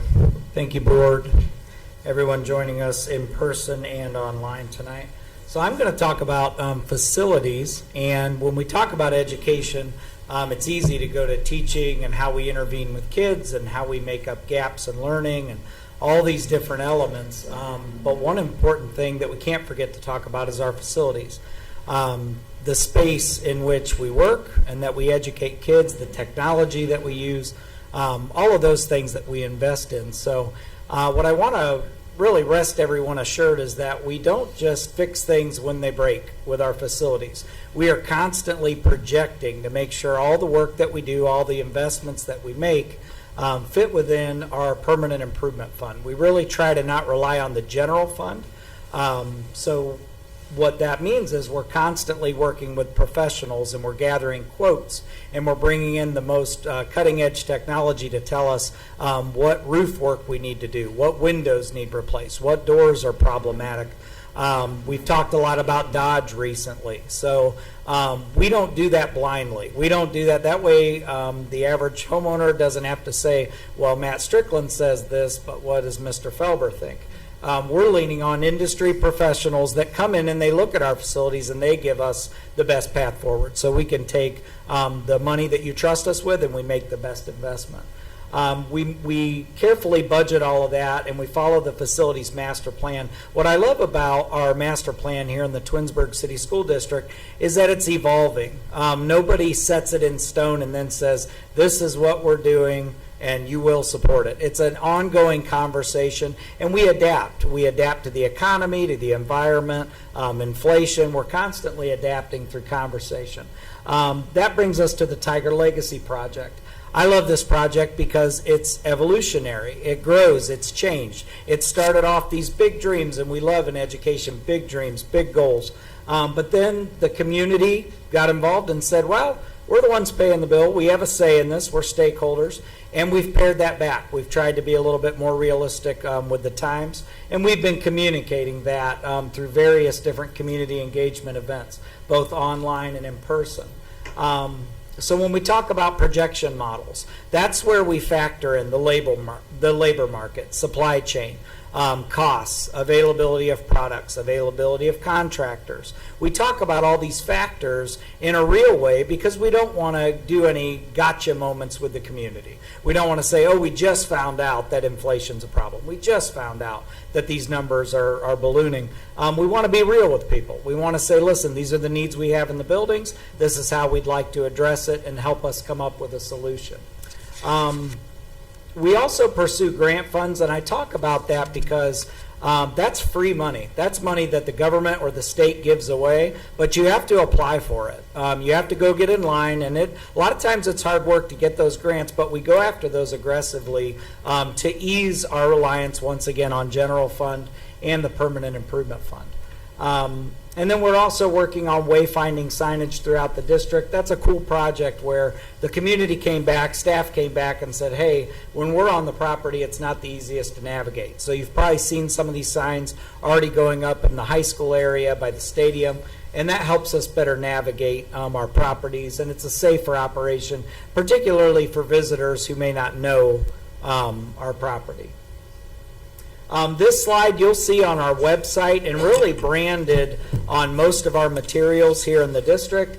And what this is it's the evolution of the Tiger Legacy Project. It talks about when it was the conceptual legacy project, and we talked about that, those bigger dreams, those bigger ideals that we were looking at, and then we involved the community, and we've pared that down. I feel like we've done a responsible job at that. And then now here we are, fall of 2022, talking about what this looks like moving forward. Through community focus, Superintendent Powers and I got to meet with them at Dodge, and we got to talk about the challenges that we have that are unique to that building, but also how that building and our athletic properties play into the Tiger Legacy Project in the bigger picture. If you'd like, there is a link on there that you'll be able to access, and you can watch that whole meeting with community focus, and that'll also be the November edition of that show. These are just a couple of pictures of our wayfinding signage. And also what we're doing, we're working with a company called VMS, local company that we have a partnership with for our banners, things that advertise, Tiger Proud, all of that. When you see those banners throughout the district, we partnered with VMS on all of those. So we are auditing all those to replace any faded signage. And we're also auditing all of our stop signs, our handicap parking signs, all of those things, and replacing those as needed as well. And that concludes my portion on facilities. And I'll turn it over to Mr. John Framartino, our Assistant Treasurer.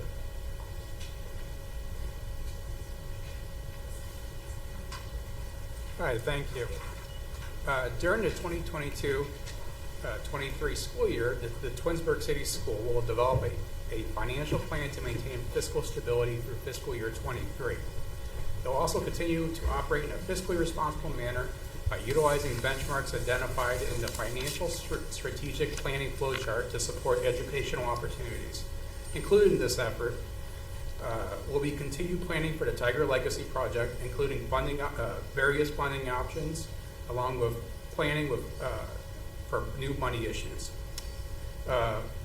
Also, in the 22-23 school year, we plan on enhancing the financial communications to all stakeholders by updating the Treasurer's webpage, by introducing new reports to the Board of Education and community that communicate relevant and timely financial information to assist in understanding various aspects of the financial stability of the district.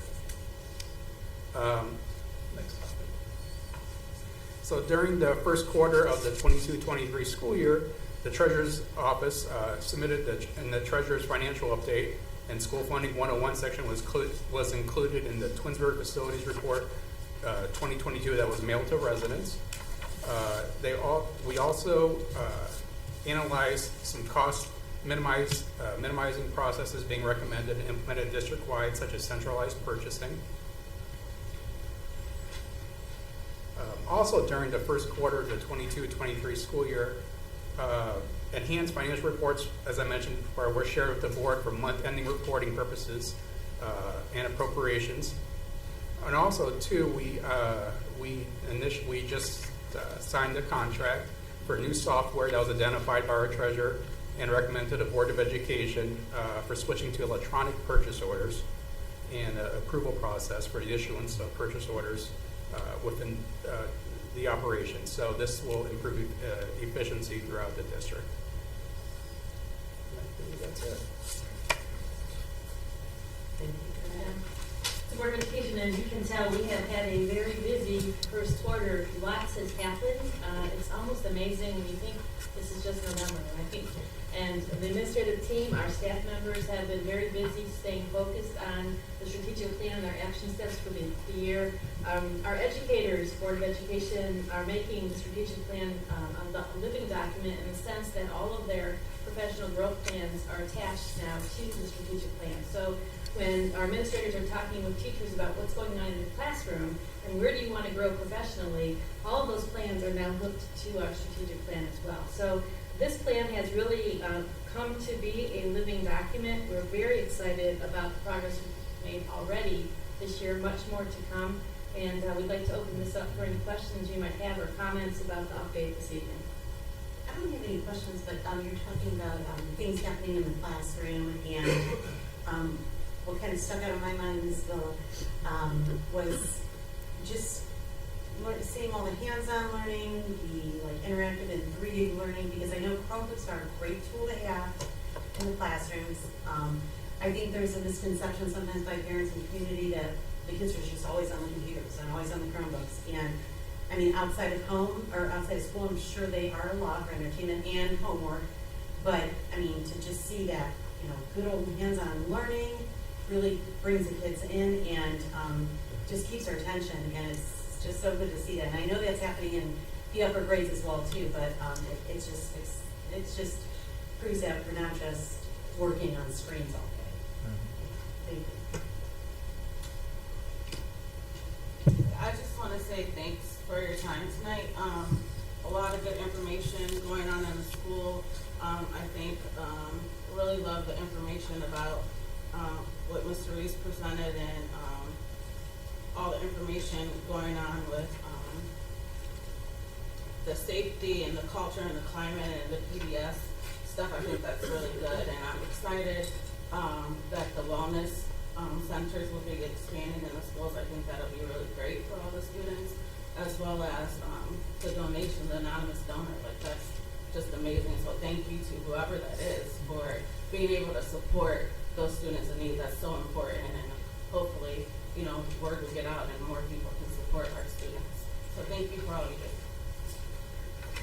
I think it was good to see throughout the whole presentation, and I think, Mr. Reese, your picture of the little boxes sort of basically put the tone to it, that there is a difference between being equal and being equitable.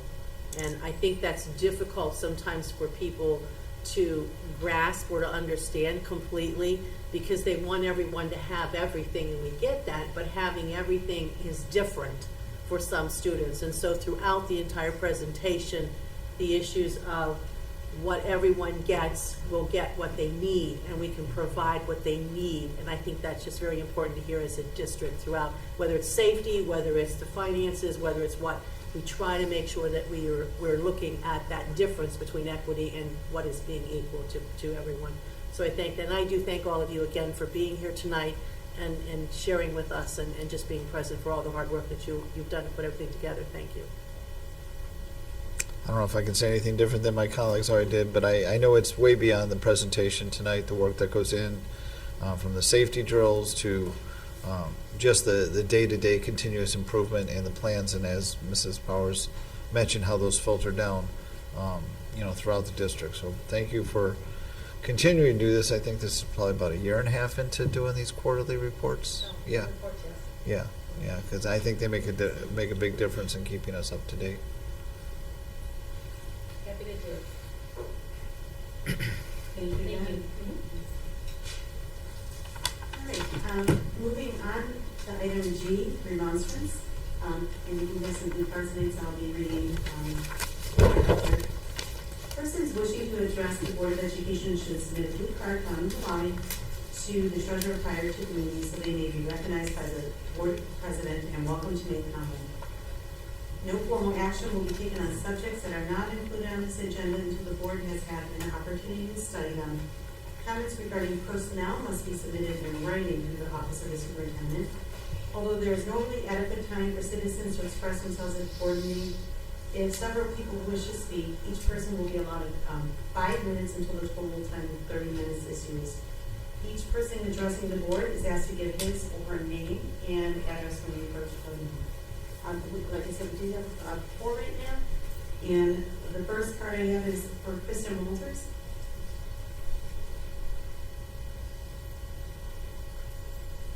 Good evening. My name is Kristen Walters. You would like my full address?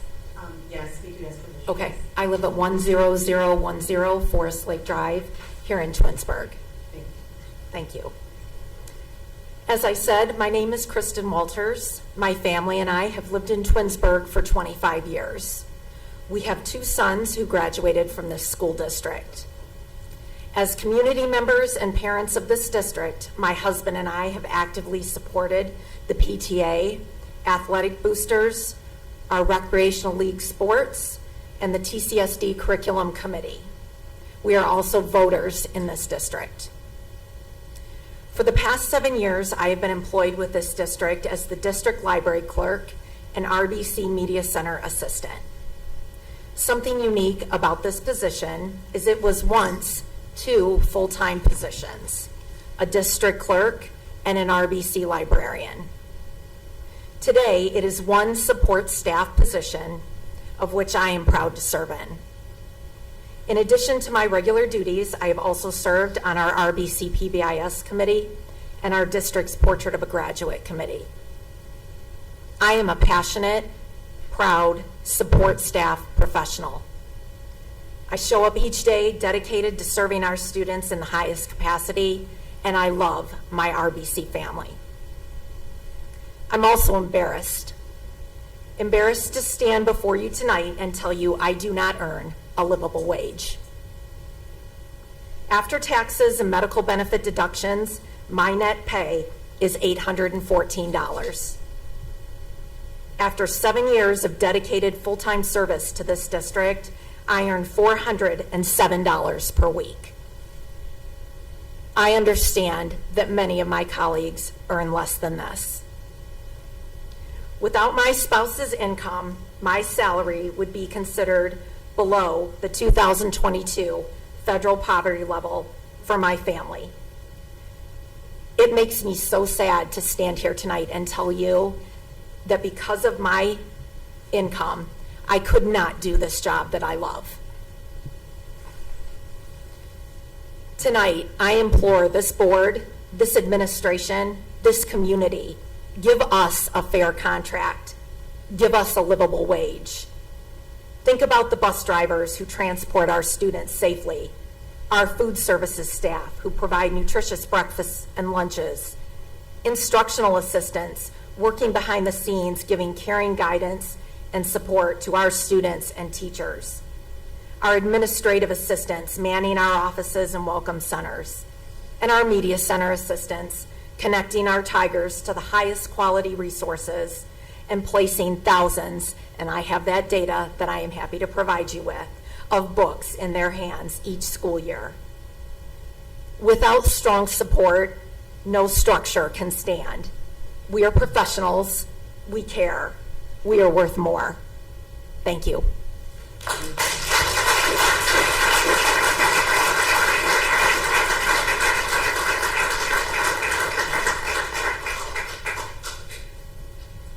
right, I call the next listener, Jeanette Potter.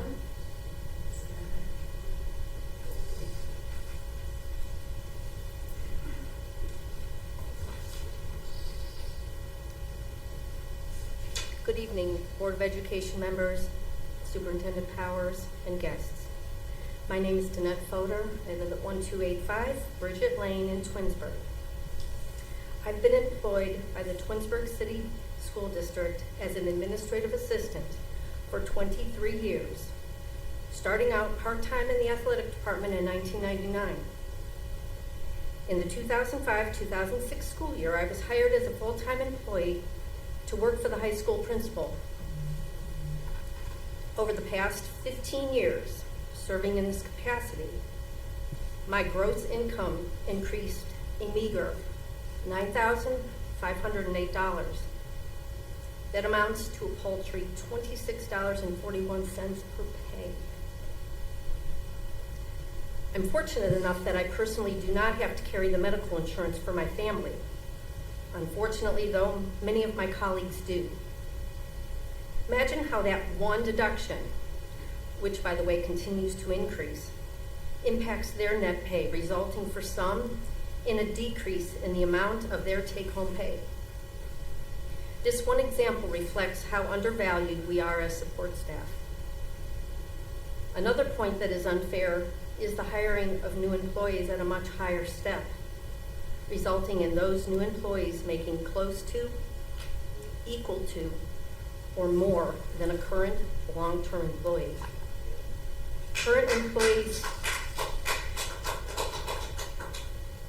employees who have been loyal to the district and had to work their way up to get to the step where they are now. Honestly, this new hiring practice is an insult. As an employee and former parent, I have seen firsthand that the sports staff are both vital and important to the day-to-day operation of this district.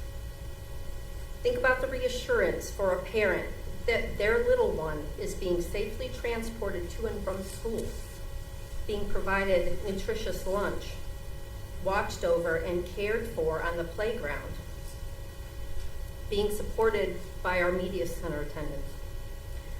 No matter what age group, the support staff is a part of each student's life, each and every day. The Welcome Center attendants, hall monitors, ALE monitors are all part of providing a safe learning environment. The instructional assistants who ensure that the students receive the support outlined in their educational plan. The maintenance staff, custodial staff, and mechanics all ensure that our campus grounds, buses, and buildings are safe and well maintained. And the administrative assistants who perform various duties and provide support to not only our students, but also to parents, staff, administrators, including central office. I'm here today because we have been working without a contract for 4 months. We are asking you, the board, to recognize our contributions to this district and negotiate a fair contract with a fair cost of living wage. We ask that you seriously consider our value and worth. I thank you for the attention you've given me this evening.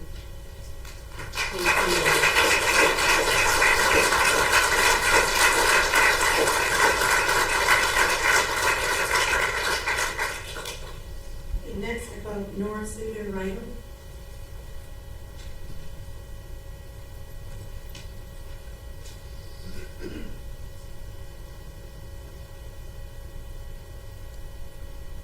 Good evening. I'm Nora Suter-Riley. I live at 1771 Lockwood Oval in Twinsburg. I'm a 30-plus year veteran at the high school, and this was my first and only job. I'm here to support my brothers and sisters in the TSSA to highlight their value to me as an educator in the classroom. Lisa Hobson is my aide for 5 special needs, multi-handicapped students in my physical science class. She's a valuable professional who provides insight and suggestions on how the two of us can best reach and support those students. Jean DiMatteo is our media center ringmaster clerk. She handles Chromebook exchanges, maker spaces, classroom lessons, book clubs after school, not to mention the daily use of students using other resources within the media center. Lizette Simon is our THS administrative assistant who takes care of me as a newer advisor, keeping me straight on what paperwork I need financially, and she always makes the process so much easier so that I can manage it the best way I can as an advisor. I've got my custodians, Betsy and Ed, who are always available to help me with needed supplies and cleanups. Zanette Fodor, as our administrative assistant, wields her skills with placing our substitutes and spot subs, bus requests, locating administrators when needed, and keeping the building running smoothly as possible. Larry Sanders, who makes sure my students in ALE have what they need to be successful while they are away from my classroom. Tanya Johnson, who helps me with my students who fly under the radar regarding attendance so I can properly track their presence at school, or for those students who have severe anxieties about school and how to best manage them and their delicate issues. And one gentleman I met only recently, Ken Fisco. Ken ended up being our hero for Academic Challenge. When our bus was accidentally canceled, Ken was called up and he showed up, Johnny on the spot, to take my Academic Challenge team to Cleveland for their once-in-a-lifetime on-air recording of the Academic Challenge, WEWS. And I know I'm missing a few others, but I just want you to know that these folks are going to be vital to the work that I do in education, and I hope they get the respect and attention they deserve at the negotiating table. Thank you very much.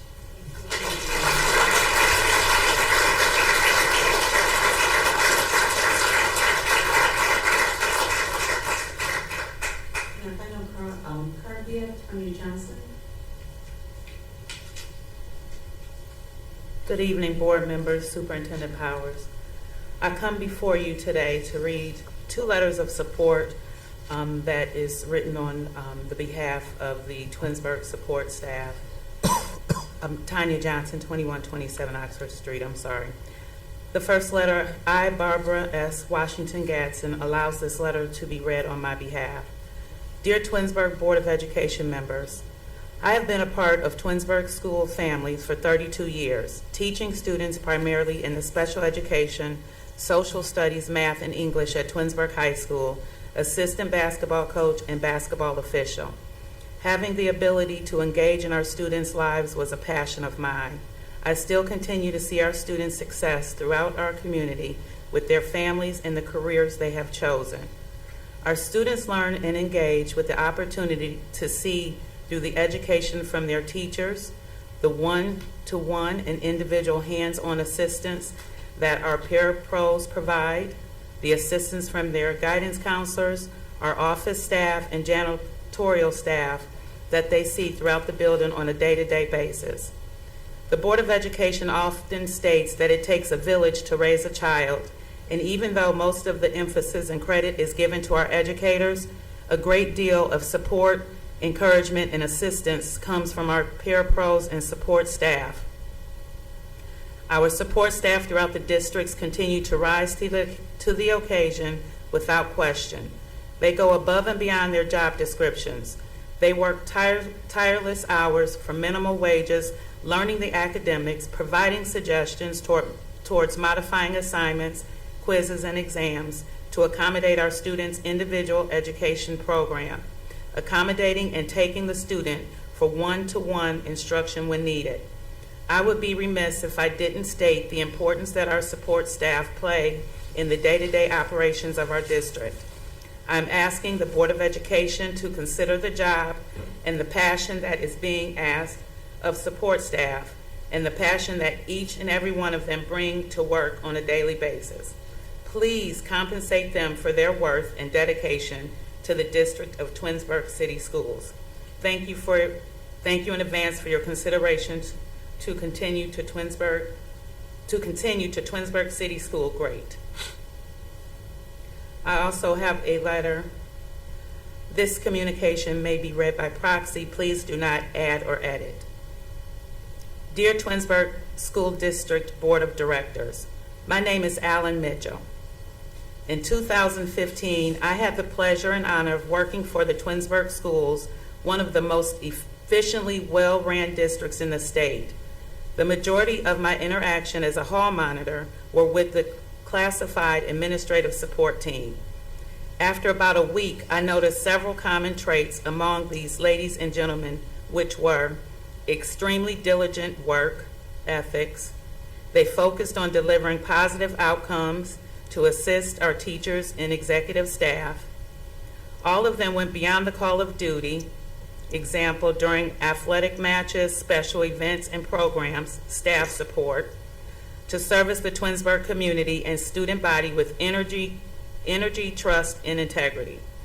The support team's special enhancements came out of the respect they garnered from each other and the understanding of how their individual responsibilities fit into Twinsburg academics learning process. Ladies and gentlemen, I have friends and associates on both sides of the bargaining, negotiating table.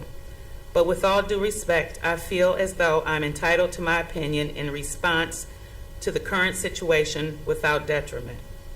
With that being said, our classified workers deserve a contractual settlement agreement that will offset current national inflation rates, reduce resignations due to low pay, and eliminate the disgrace and stigma of being undervalued and underpaid within a high-functioning, award-recognized school system they helped to courageously establish. I'll keep my school of thought short by thanking you for allowing me to express my reasoning. Your kind consideration is appreciated. Alan Mitchell, Twinsburg resident since 1995, Bachelor's Business Communication, University of Michigan, Big Ten Rose Bowl champion, 1977-81, and community advocate. And then lastly, I understand there was some technical difficulties that occurred with the recording at the meeting last week. And so therefore, I have brought hard copies of the statement that I read to the board so that each of you could have a hard copy of what was said so that you can digest the information and get a full understanding of what was presented before you that evening. So I don't know who can pass these out, but I would appreciate if you guys would consider what is contained within the letter. Thank you so much for your time. Thank you.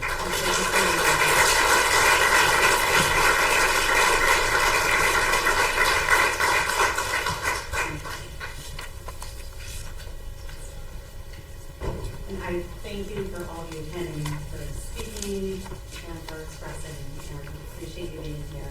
I know you have a long day. You're welcome to stay. If you want to come home, which I'm assuming most of you do, you're welcome to do that also. Thank you. Thank you.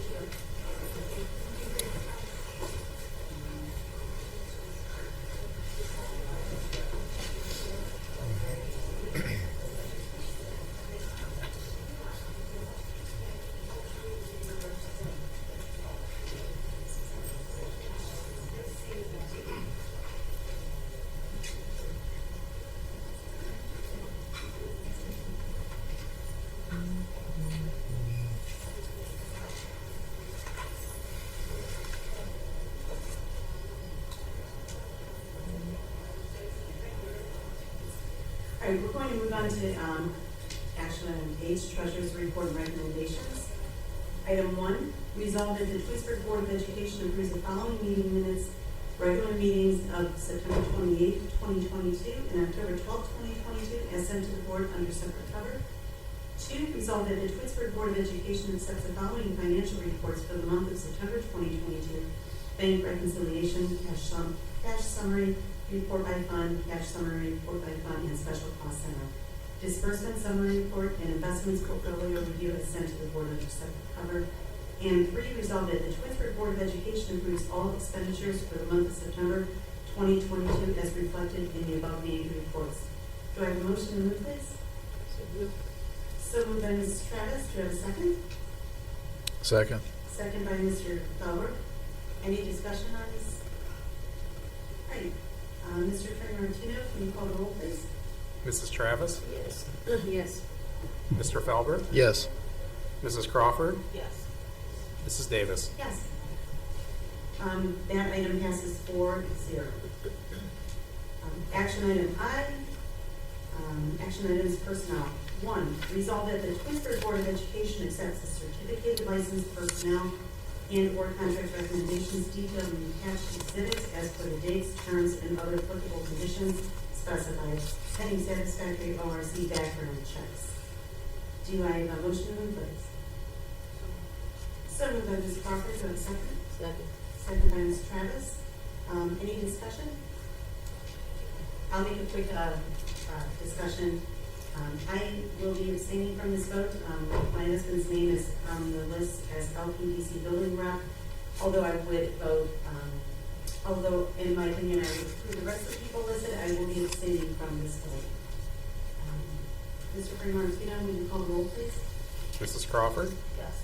Mrs. Travis, Yes. Mrs. Davis, Abstain. Mr. Felber, Yes. Okay, that item passes 3, forget. 3-0 with one. Abstention, Yeah. sorry.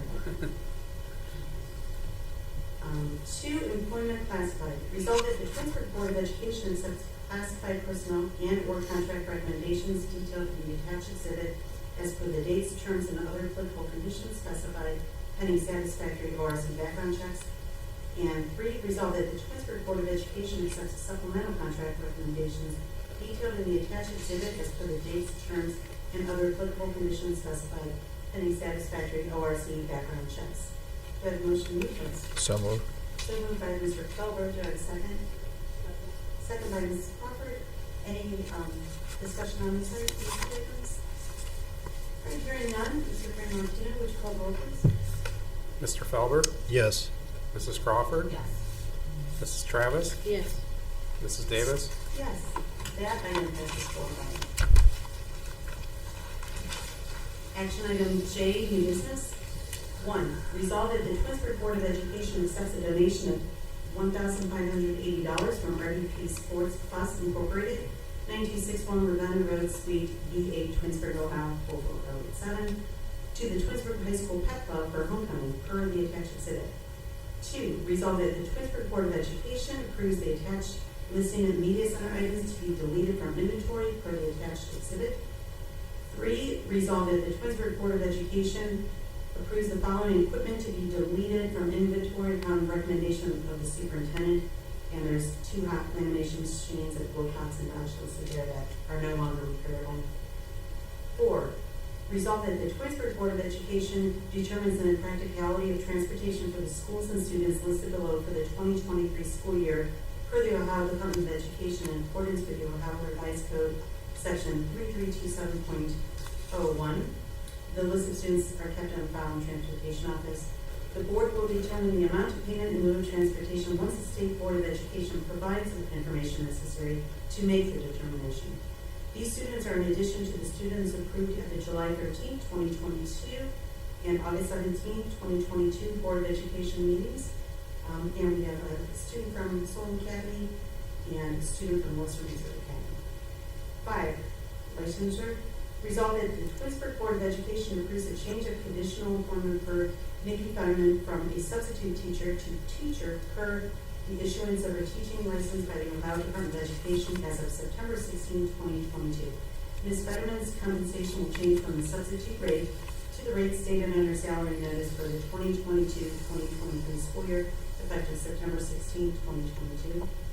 6, resolved that the Twinsburg Board of Education approves the PSI's service changes to support a school health aide to help with student records and student screenings for the 2022-2023 school year as needed, determined by the district.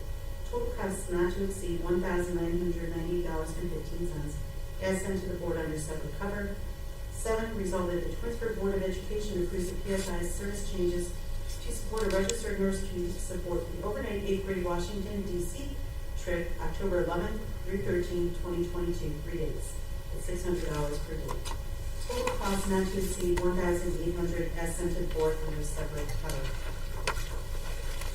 8, resolved that the Twinsburg Board of Education approves a service agreement with the Educational Alternatives 5445 Smith Road, Cleveland, Ohio, 44142, for one student to attend the day treatment program at Educational Alternatives in Bedford, Ohio, for the remainder of the 2022-2023 school year. Prepaid tuition cost is $25,944, as sent to the board under separate cover. This is a general fund expenditure. 9, resolved that the Twinsburg Board of Education approves a service agreement with Education Alternatives 5445 Smith Road, Cleveland, Ohio, 44142, for one student to attend the day treatment program at Education Alternatives in Cuyahoga Falls, Ohio, for the remainder of the 2022-2023 school year. Prepaid tuition cost is $25,944, as sent to the board under separate cover. This is a general fund expenditure. And 10, resolved that the Twinsburg Board of Education approves a service agreement with Education Alternatives, same address as above, for one student to attend Educational Alternatives Oral Autism Program, Ravenna, Ohio, location for the remainder of the 2022-2023 school year. Prepaid tuition cost is $31,510, as sent to the board under separate cover. This is a general fund expense. Do I have a motion to move, please? So moved. So moved by Ms. Travis. Do I have a second? Second. Second by Mr. Felber. Any discussion? Just, thanks to RDP for the donation. All right, I definitely second that. Mr. Martino, would you call the roll, please? Mrs. Travis, Yes. Mr. Felber, Yes. Mrs. Crawford, Mrs. Davis. Yes. That item passes 4-0. And 11, public hearing, Twinsburg School District Academic Calendar 2023-2024. Resolved that the Twinsburg Board of Education holds this public hearing to give notice of the recommendation for the 2023-2024 Twinsburg TSCD academic calendar and to provide an opportunity for public comment per the attached exhibit. Do I have a motion to move, please? So moved by Ms. Crawford. Do I have a second? Second. Second by Mr. Felber. Any discussion on this item? Well, just thank you to all those that participated in the survey. I know we get through a couple of different versions, and appreciate that participation. So everybody gets on the same page. Definitely, and if this passes, I'm sure this will be having a lot of weekend things today. All right, so any more discussion? Hearing none, Mr. Martino, would you call the roll, please? Mrs. Crawford, Yes. Mr. Felber, Yes. Mrs. Travis, Yes. Mrs. Davis. Yes. That item passes 4-0. Item K, do you have anything to make on this one? I would just like, once again, to thank the administrative team and the central office administrative team for the work that they've done on the strategic plan. And I would be remiss if I didn't say that the marching band closed their season with an awesome, absolutely awesome presentation in the auditorium. Last week, before last, the time's flying by, but we are ready for concert season and more programs, and so thank you very much. Thank you also very much for all the parents and the support, not just for the band program, but the music programs do take a lot of parental support and a lot of energy, and so thank you to everyone who's participated in all of our arts programs in the music world. Thank you. All right, if there's no other discussion, item L, there is needed for executive session, that the Board of Education enters into executive session at 9:12 to discuss employment, discipline, and compensation of public employees as per Board of Education Policy Number 0166A, to discuss with the Board's legal counsel of disputes involving the Board that are subject of pending or imminent court action as per the Board of Educational Policy 0166D, and to review negotiations with public employees concerning their compensation or other terms and conditions of employment as per Board of Education Policy 0166E, and to discuss matters required to be confidential by federal law or regulations or state statutes as per Board of Education Policy Number 0166F. Do I have a motion to move, please? So moved by Ms. Crawford. Do I have a second? Second. Second by Ms. Travis. Mr. Fray Martino, would you call roll, please? Mrs. Crawford, Yes. Mrs. Travis, Yes. Mr. Felber, Yes. Mrs. Davis. Yes. All right, we expect no action after this. So the meeting is concluded, and I thank all of you who are still hanging there watching.